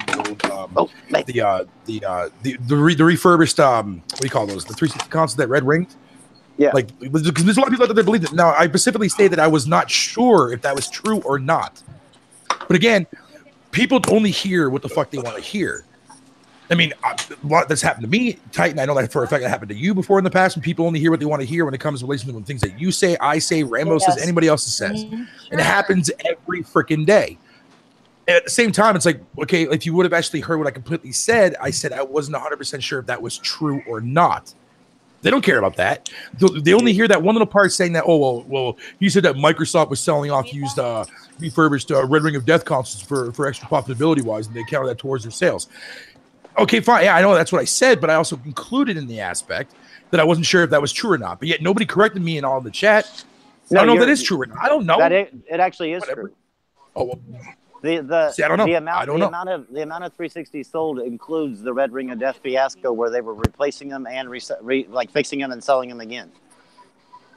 Hey, whatever. But either way, but it's, my I mean, point it's no is, big deal. But I mean, yeah, no, yeah. But here's the thing. My point is that like I can't stand people, you know, that sit there and like only hear what the fuck they want to hear. That drives me ape shit, man. Because like I'm a person that, you know, it comes out here. Social media, man.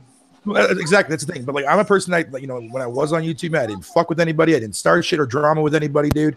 I came out here to share my love and passion for gaming. That's what I love doing. But people will find a way to fuck with you, man. That's just the way it is, man. No, it is. You're 100% right on that. Because like maybe when I first came, I kind of got mixed up with some wrong people that was saying some wrong shit. Oh, within 3 months, 4 months, I was done with that shit, and I started doing the right thing, which is bringing my love of gaming. Okay, Yep. And I learned my lesson. You know, I was new, and I just tried, you know, to fit in people. But see, the thing is, I didn't try to get with them. These were people that came at me when they saw what I was doing. They asked me. I didn't know these people from anybody, so I did what I did. Yep. But you know, I agree with what you're saying. But one thing I did want to say, I had to answer that one. But the one thing I did want to say was stuff up. And for everything, the dumbasses that listen to it, you're idiots. Well, anybody that listens to somebody that gives false information, if you're going to listen to them and spread it when you don't know what you're talking about, you're the dumbass. Okay, but when it comes to like the guy in the chat, I want to go back and touch like on what Mr. Corleone said, and he was 100% right. If y'all don't like Crap Gamer or anybody, whether it be Crap Gamer, whether it be JTech TV, whether it be just any YouTuber, any Twitter person, if you don't like what they have to say and you know that they're lying or they're spreading misinformation, ignore them. Move on. Quit watching their videos. Quit paying attention to their tweets. Quit calling them out. Just ignore them and move on, and your life will be much better. Exactly. It's like Howard Stern. People be like, I hate Howard Stern. I don't like listening to him. Like, Howard Stern is stupid. They have a stupid show, but you listen to it every day. Yeah. You feel me? So it's like, you obviously don't make it no sense. Yeah, you obviously don't. You obviously don't dislike it as much as what you're saying if you're watching it. People need that shit to trigger them and shit. And if we want to, like you said about community, you're right. What we have to do is ignore bullshit. Like, man, I'm zero tolerance on bullshit, man. I don't let that shit be in my life. I ain't about that strife.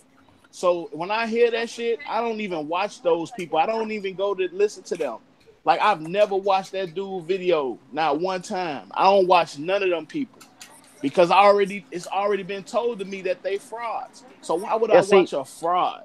When it comes to how whenever I said the first time I ever agreed with Crack Gamer, I refuse to actually click on his channel. But like now, Next Gen 720, I'll watch him every once in a while because he's obviously has came out and said that what he's doing is just a trolling. You know, he knows it's funny and he just does it.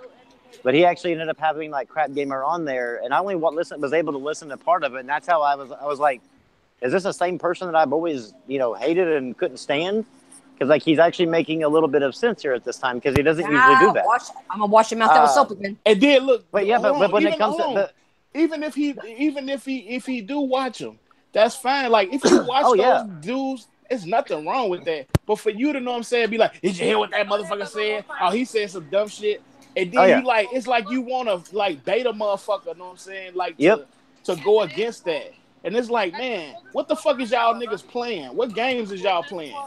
You know what I'm saying? Like, what is y'all doing? Know what I'm saying? Like, all y'all doing is running y'all mouth. Nobody playing no games. We the ones playing the games. Yeah, see, you know what I'm saying? Towards the like middle part of last year, I found myself calling every fanboy out on Twitter or whatever, and like I ended up getting myself caught up in like a ton of crap and ton of conversations, to where it was taking away from my game time. And now that I actually have refocused my attention back on gaming and less about the bullshit, I've actually completed and platinum 20 games this month. Nice. So there you go. So I mean, I'm back to just doing what I do, and that's just playing games and enjoying myself. So well, see, how do you think I was able to go after my goal of almost beating 100 games this year? I just barely missed it, but I was there. Okay, because I stopped doing those videos calling out people. I said, "Fuck it." I took the video time. Yep. It gets time consuming, and because I mean, there's and actually it wasn't even a year. It was like I stopped doing that in what, maybe April. So you take 4 months off, and I beat almost all those games in 9 months. Oh yeah, it's amazing on not less than 9 months. It's amazing if you're not so focused on social media, how much more time you actually 8 months. have. Exactly, and I agree with what Corleone's saying. I agree 100% what you said, Corleone. You're right. You're absolutely right. I agree with, and I appreciate what Cortavia said. You know, he is in the Xbox community, but he don't participate in the bullshit people in that group. You know, he don't put he got his group people. Like I have people still on Xbox that I think are cool and that are okay, and that you know, when I get on there, I'll talk to them, or I see them on Twitter or whatever, up or whatever, talk a little gaming, whatever. But I don't deal with those ones that do the bullshit. It's done. It's over. It's time for the new blood. You know what I'm saying? I'm new blood. Yeah. It's time for the new blood to take over this shit. I'm finna take over this shit. And whoever ran with me, I'm riding with you. You know what I'm saying? I saw somebody talk about. I think it was Colin Moriarty and his little fiasco and what somebody actually said, instead of like, okay, well no, it was actually in a post and reset era. There was like a person saying that like they thought Anita Sarkeesian was doing more than like the PewDiePies and stuff like that. And somebody actually said to the person, you know, spending so much time, Anita spent too much time worrying about what PewDiePie was saying, what everybody else was saying, instead of actually being a role model for the community that she wanted to foster. And so, like, the only thing she kept on doing is shining light on all these people that she didn't like. Instead of doing that, like if she wants a community where there's no bullshit and nothing like that, then what she needs to do is actually start creating that community herself and quit focusing on all the bullshit.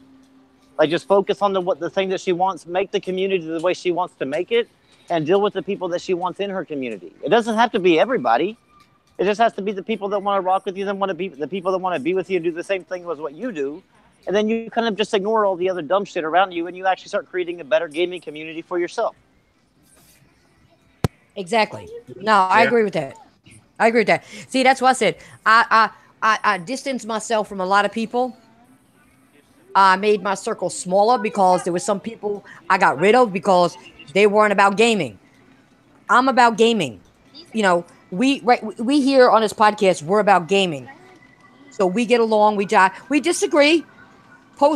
You can't agree with everything somebody says. If somebody's a yes person, you're full of shit. Okay? You're just trying to fit in. Agree to disagree. In any form, whether it be gaming or whether it be life, you got to agree to disagree. And that's what we do here. We've had, you know, we've disagreed a lot here, but we didn't fight and argue and say, oh, well, I don't want to talk to you no more. Go fuck yourself. We didn't do all that shit here. No. We don't do that. And that's why I say I like, you know, the people I deal with, you know, because we don't hang around and we don't bash people. Like if you like a game, like you know,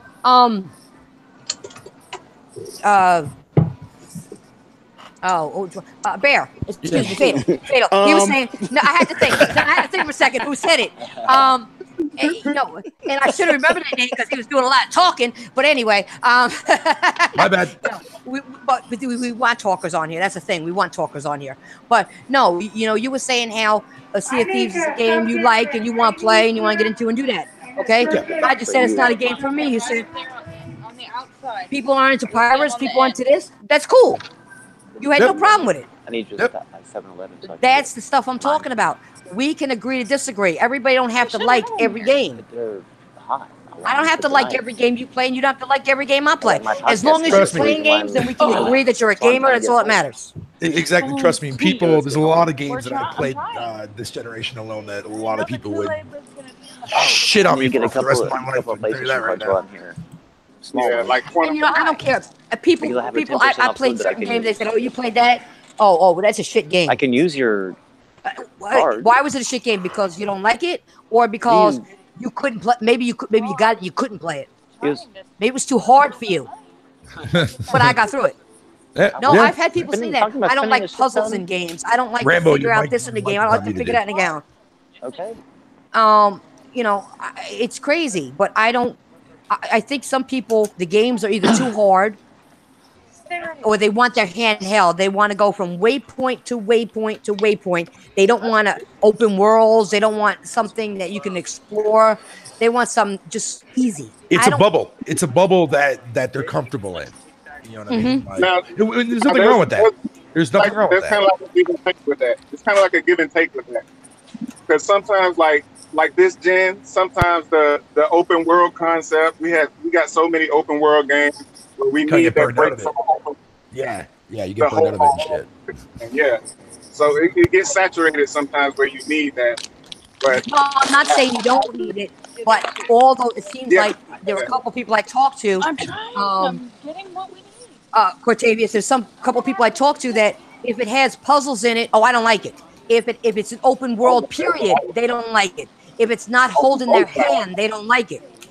Yeah. So then you're just a casual man. You're not a gamer. You're just a casual. Yeah. You want something that's just easy to hold your hand.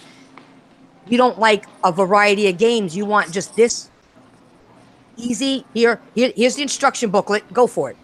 You know, I don't like that. If I limited myself to just like a couple of games per year, that's death for me. Like I need to experience like as much stuff as I possibly can. That's who I am as a gamer. I've always been that way. Like I was that person that would go to like back when we rented games, I would rent like multiple games at a time, weekly rentals, dude, and I would play literally everything. And I'm so glad that I was born in that time period where I actually had the luxury of doing that, like spending my saving up my allowance, going out and renting a couple of games, you know what I mean, whatever you want to call it, but trying out new things. And I'm so glad that I actually became that type of gamer. Plus, on top of it, being exposed to multiple platforms at the same time, like PC, Commodore, consoles, whatever, right? Mm-hmm. So for me, that opened up that bubble for me. Now I don't have a bubble. I'm willing to play fucking anything. Well, you know what? I even told people, if you're unsure about a game and you don't want to put out the $60, okay? There's another option out there. Especially if you collect games, but you're unsure about that particular game, GameFly it. See if you like it. If you like it, then buy it. See, we don't have GameFly over here. Game Pass is for you. Balls. It sucks balls for me. Game Pass is for you. If you can't afford games, but it's weird as this may sound. Well, now there's Game Pass. But I'm saying, I told this a long time ago. Yeah, but GameFly has been around a lot longer than Game Pass has. Game Pass. GameFly banned me because I never returned their games. Like for me, to me, it's like that. This may sound really freaking weird the way I'm going to word this, but just bear with me for a second here. Me, like I remember like last generation, right? I would go to like my GameStop store before I went pure digital. So I would look around at different games, whatever you want to call it, but I was always looking at the games that like nobody, like no media site would ever talk about. Like Deadly Premonition, right? Deadly Premonition came out on the 360 first, but I think it was a time on there for whatever you want to call it. And I remember walking to the store, and I saw the game sitting on the shelf, and I was like, "Oh, what the hell is this? Like $30? All right, I'll buy it. Whatever you want to call it." Don't even know anything about it. Didn't look anything up about it. None of that shit. Brought it home. Loved every fucking minute of it. And that's a game that didn't even grow any cult popularity until Jim Sterling fucking reviewed it. But I'm sitting there and playing that game, like, see, but that's the thing. That's what I look for. That's what I thrive on. I had a similar situation just like that way back in during the PlayStation time, PS1 time, where I didn't like RPGs at first. Yeah. My homeboy put me on Final Fantasy VII, and I loved it. So I just started to go out and try different RPGs, and I came across this one classic, Legend of Legaia. I'll never forget. Oh, my brother. Oh, hell dude. Yeah. Hell yeah, bro. Hell yeah. Both of them. To this day, I still have both. Yep. I would have never. But you see, you got that form of excitement factor out of it, though, right? Yeah. I still get that to this very given day. Like I would get, like, for example, like that hunting game, Hunter the Call of the Wild, that recently came out there on PS4 and Xbox. Yeah. I watched one video of that of one of my favorite streamers on YouTube and Twitch. He was playing that game, and I was automatically hooked because I love hunting games, right? And I'm looking at this game, and I was like, dude, this hunting game, like looks 10 times better than anything Cabela fucking made in the past. I bought it the day that it got released on PS4. Oh my Jesus, that game made me hard as shit, man. That game was so good. You'd be surprised on what you excuse my actual way of describing that. I apologize for anybody who gets nightmares. But the thing of it is that I got really, really pumped up for playing something like that. But that's what I thrive on. I love finding those obscure titles that nobody would ever fucking even play or talk about. But then yet when I stream it, I love seeing those reactions in my stream. Be like, Fatal, what the fuck game is this? Or Bear, what the fuck game is this? What are you playing? What is this crap? I didn't know this game existed. And I like seeing that. Because if people look at a game and they say, you know, when you break it down, you explain everything to them, they're like, you know what? I might actually get this. I might actually buy this. I didn't know this game even existed. There's a lot of games that come out nowadays, dude. Like, especially on the PC game, like PC content coming out to consoles now. Like when I played Torment Tides of Numenera, people were like, what the fuck is this? I'm like, did you ever play Baldur's Gate back in the day? No. Well, there you go. Yeah. Tenchu was another game. I put a couple of my homeboys on because they didn't even know that game was coming out. And when I took it over their house and showed them what it was, oh, all of them got it. We all still have it. That game, those are the classics that I want to see come back. Like, Yo, Titan.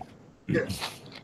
You know what the first thing I did when my Xbox finally got powered on, an update, or whatever you want to call it, I was able to fuck around the system. The first thing I did was I went on the actual store, and the first game that I bought, fucking before Cuphead and anything else, was I bought Subnautica on the game preview.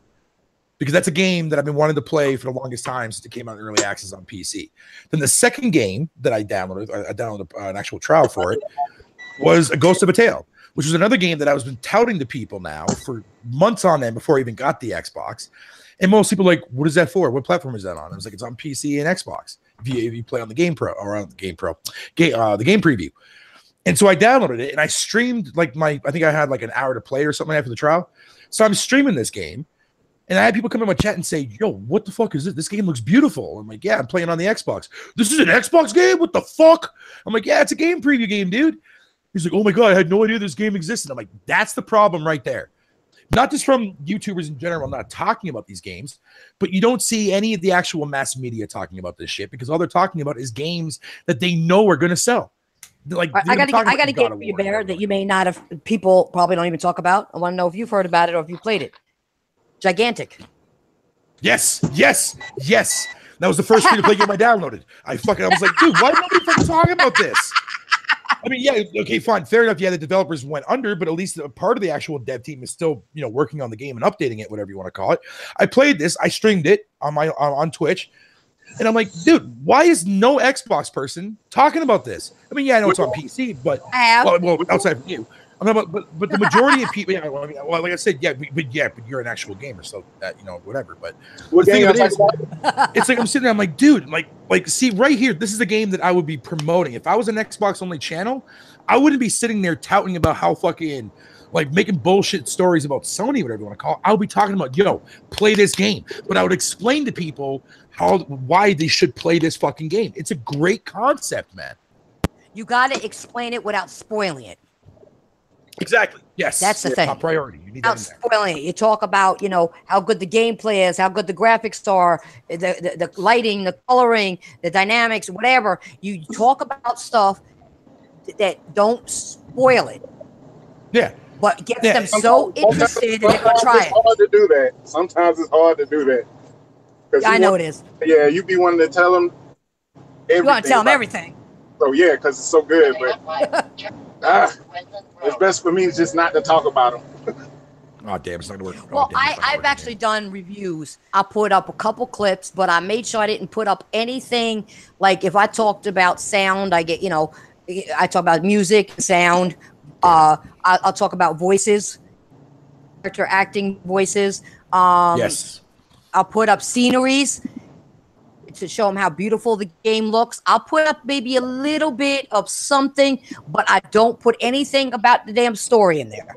But I'll tell you, say, hey, I think you should give this a shot. If you don't want to put out the money, I talk those games. Yeah, I do. Now you see, I think outside the box. Mm-hmm. Hey, Nancy. I don't want to interrupt y'all, but I've got it's 9:15 and I've got to head over to the other podcast. So. All right. Okay. Well, you go ahead, go do your outro real quick before you go, Rambo. Well, yeah, just come follow me on Twitter at Rambo's Corner. Other than that, if you want to follow me, like hook up on PSN or Xbox Live. It's at Rambo's Corner on Xbox Live and Rambo All Star on PSN. So cool. All right. Sounds good. Have a good one. Have a good one. Well, we're about ready to. We're about ready to wind this down slowly anyway. But before we wind it down, anybody does their outros or anything else, I wanted to see what anybody had to bring up. I got one thing. Go ahead. Possible rumor: Anthem delayed till next year. I'm not sure if anyone heard about that. Yeah, man, I think that's just a rumor for right now. I don't think the developers came out and said anything. Yeah, Anthem. What's this rumor there, Frozen? Anthem might be delayed till next year. I wouldn't be surprised. That's it. Yeah, I just want to know if anyone heard about it. I didn't. And I try not to pay. I know you try to bring it up to see if we've heard whether it's real or not, and I do appreciate that. It's a rumor, guys. No one say I said that. It's a rumor. That's what I was just about to say. I don't listen to rumors. He was just asking if anybody heard, so don't go out there and say that Frozen said this is happening. He said, I heard a rumor. Yeah, the word rumor. Look it up in a dictionary. Rumor. Look it up in a dictionary if you haven't heard, don't know what it is. Anybody else have anything they want to bring up in gaming news? Just wanted to ask real quick, everybody in the panel, super, super quick. What are you guys looking forward to this coming out this year? Oh, Lord. God of War for one. I can't wait. That comes out. I said that earlier. God of War and Anthem. Hopefully it will still come out this year. Damn. Frozen? Yakuza 6. Oh, yeah. I forgot you're a big Yakuza boy. I forgot about that. Yeah. No, that's a good one, too. Yeah. It's the final one. Oh, well, there you go. I'm sure they'll probably make more, but probably maybe like spin-offs, though, I think. What about you, Corleone? For me, Nino my bad. And Spider-Man. And, of course, God of War. Man, too. Damn. Yeah, Spider-Man's going to be fucking amazing, dude. For me, a lot of the titles that I'm looking forward to are probably games that most people would question as to why I'm buying a lot of these over the other ones. I'm not ignoring the other games, but like DW9 comes out next month. I'm freaking pumped for that. That's Dynasty Warriors 9, by the way. I'm a big Dynasty Warriors nerd. I'm also waiting for the Fear Effects needed to come out this year. The Fear Effect reimagined of the first game come out this year. The System Shock reboot is also dropping on consoles this year, which I'm really, really pumped for that. I forgot about that. Man, like I have a huge freaking list of games that are coming out this year. Do that, like for example, Titan Quest. Yes, Titan Quest. The anniversary edition that's coming to consoles there in March. Bloodstained. Oh God, yes, Bloodstained. Oh my God, thank you for reminding me about that. I totally forgot that this is the year that game comes out. And they better not get freaking delayed, man. I'll be salty as shit, dude. Swear to God, I need my Castlevania fix, man. I need my proper legit Castlevania freaking fix, man. Oh, Castlevania, come on. Side scroller like Symphony of the Night. Symphony of the Night is one of my favorite games ever. Best one, man. I ever played in my life. I think they need to go back that way. Even though Shadow of Lords was, Lords of Shadow Ritual was of the good. Night is going to be exactly like that. That's exactly the road that he's taking with Bloodstained. Oh, for real? It's a spiritual successor to Symphony of the Night. Oh, okay. That's one. The actual developer that's making it, he's the one that made Symphony of the Night. I'm going to have to pick that up then. Oh, hell yeah, bro. Damn. But yeah, I'm done. I know. Have you tried the Return of the Mummy game that was on? Oh, that Mummy Remastered. That's almost like the play style is still like Symphony of the Night. It's pretty good. It's pretty good. Yeah, it's dope. It's not bad. Oh yeah. Thank you, Savage. Concrete Genie. It's another one too as well. It's going to be a sleeper hit on the PS4. And also Vampire is another game I'm looking forward to only because it's being made by Don't Nod, and I loved Life is Strange. So, yeah, this year is going to be popping for me, man, for everybody this year. Yeah. Okay. Well, yeah, I think it's going to be a good year, too. I honestly do. I definitely do. Well, it's getting late. We're working on 2 hours here. I don't think we'll go that long, but that's all right. No, but it's all right. We had a good time. We brought out a lot of good stuff. We were talking good gaming here. It was great. I don't mind if my podcast goes beyond a certain amount of time as long as we can entertain the people watching and give them some good shit. That's what counts, because then they'll stay. If you got a Yeah, good podcast point, that's good 2 or 3 hours long and it's boring and nobody ain't disagreeing and we're all kissing each other's asses and not talking about nothing, they're going to go. Yeah, we're not. Yeah, we're definitely not yes men. And a yes woman. So, no. People found that out a long time ago. Nope. You should know that from the last podcast we were on over a year ago. Nobody. Yeah. Yep. You heard that. Yep. I heard that. Yeah. And after that, I was done. Mm-hmm. Oh yeah. And then he took it down. That was funny. He took the podcast down because he wanted nobody to rewatch him getting his ass told off. But that's all right. Anyway, we're gonna start doing outros. Okay. Leon, we'll let you go first. Go ahead. His mic is muted. All right. How about you, Frozen? Great show. Okay. You are so simple. Right? That's how it is, man. I'm not trying to hot here? top anybody's time, man. People been here for a long time, so. I appreciate that. Thank y'all. Yeah, but they still love to hear from y'all. I'm sorry, Coleon. Go ahead. Thank y'all for coming out. Shout out to everybody in the panel. Make sure you check out everybody's channel. If you didn't hit the like button, hit the like button. Make sure you share it. And y'all have a good weekend. Holla at y'all next week. Peace. Oh, you forgot to tell them where to find you. They can watch your videos. They know where to find me. It should be in the shit. It is in the link, yes. In the description, right? Yes, it is. Yes, it is. Well, he made sure that's why I like Coleon. He's funny as hell. He's funny as hell. He really is. Okay, then we got then we got our 2 guests tonight. We'll start out with thank you for coming and do your outro. For me? I couldn't hear you. Davis, I said thank you. You have a special guest. You came on board. Oh yeah. I don't really have a channel. I mean, I stream every Tuesday. You can have me on Xbox or PlayStation, Killer Tape 229. I'm down to play any game with you guys. Make sure y'all support TitanFallPrincess and her whole podcast. And thanks for having me on. No, you're more than welcome. Hey, you've been hanging with me for a while now. Yeah. You've been watching me and talking to me for a while. Yeah. No. See, that's what I do. You don't have to have a channel to come here. If you're a gamer and all you do is game and stream once in a while, but you're streaming games, you come here and talk games. You're allowed. Oh, that's you're a gamer. It's what it is. You don't have to have a podcast. Come on my podcast. Yeah. You don't have to have a podcast. People will tell you that. You don't have to have one to come here. That's what's up. You're a gamer and you can talk games and not bullshit, because you come here and talk bullshit. I'm known to call you out.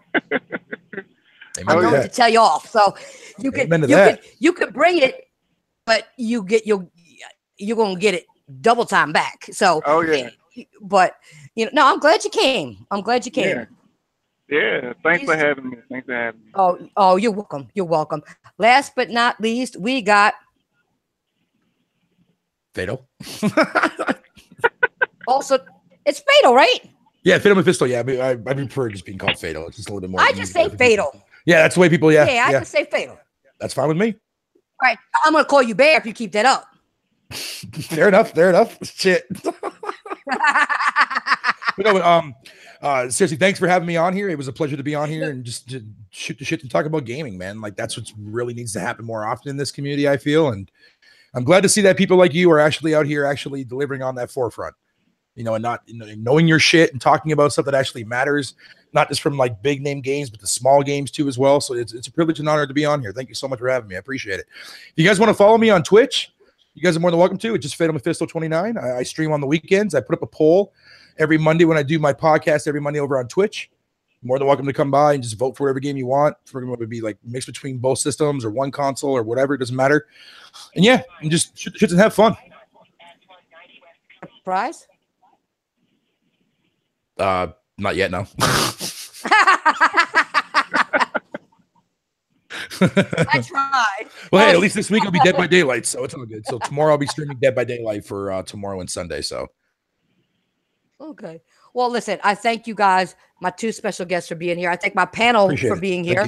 But I do thank my guests for being here. I appreciate it much. You brought a lot to the table, which I appreciate, like I always do. So now it's time for me to do my outro.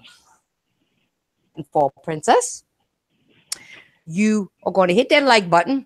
You're going to follow everybody that's been on here. And you know why? Because they give you true information. They give you the facts. They bring you the games that maybe you've even heard of, or something about the game to get you interested in buying a game. But that's not the only reason why you're going to hit that like button and you're going to follow them. It's because y'all love me. Later.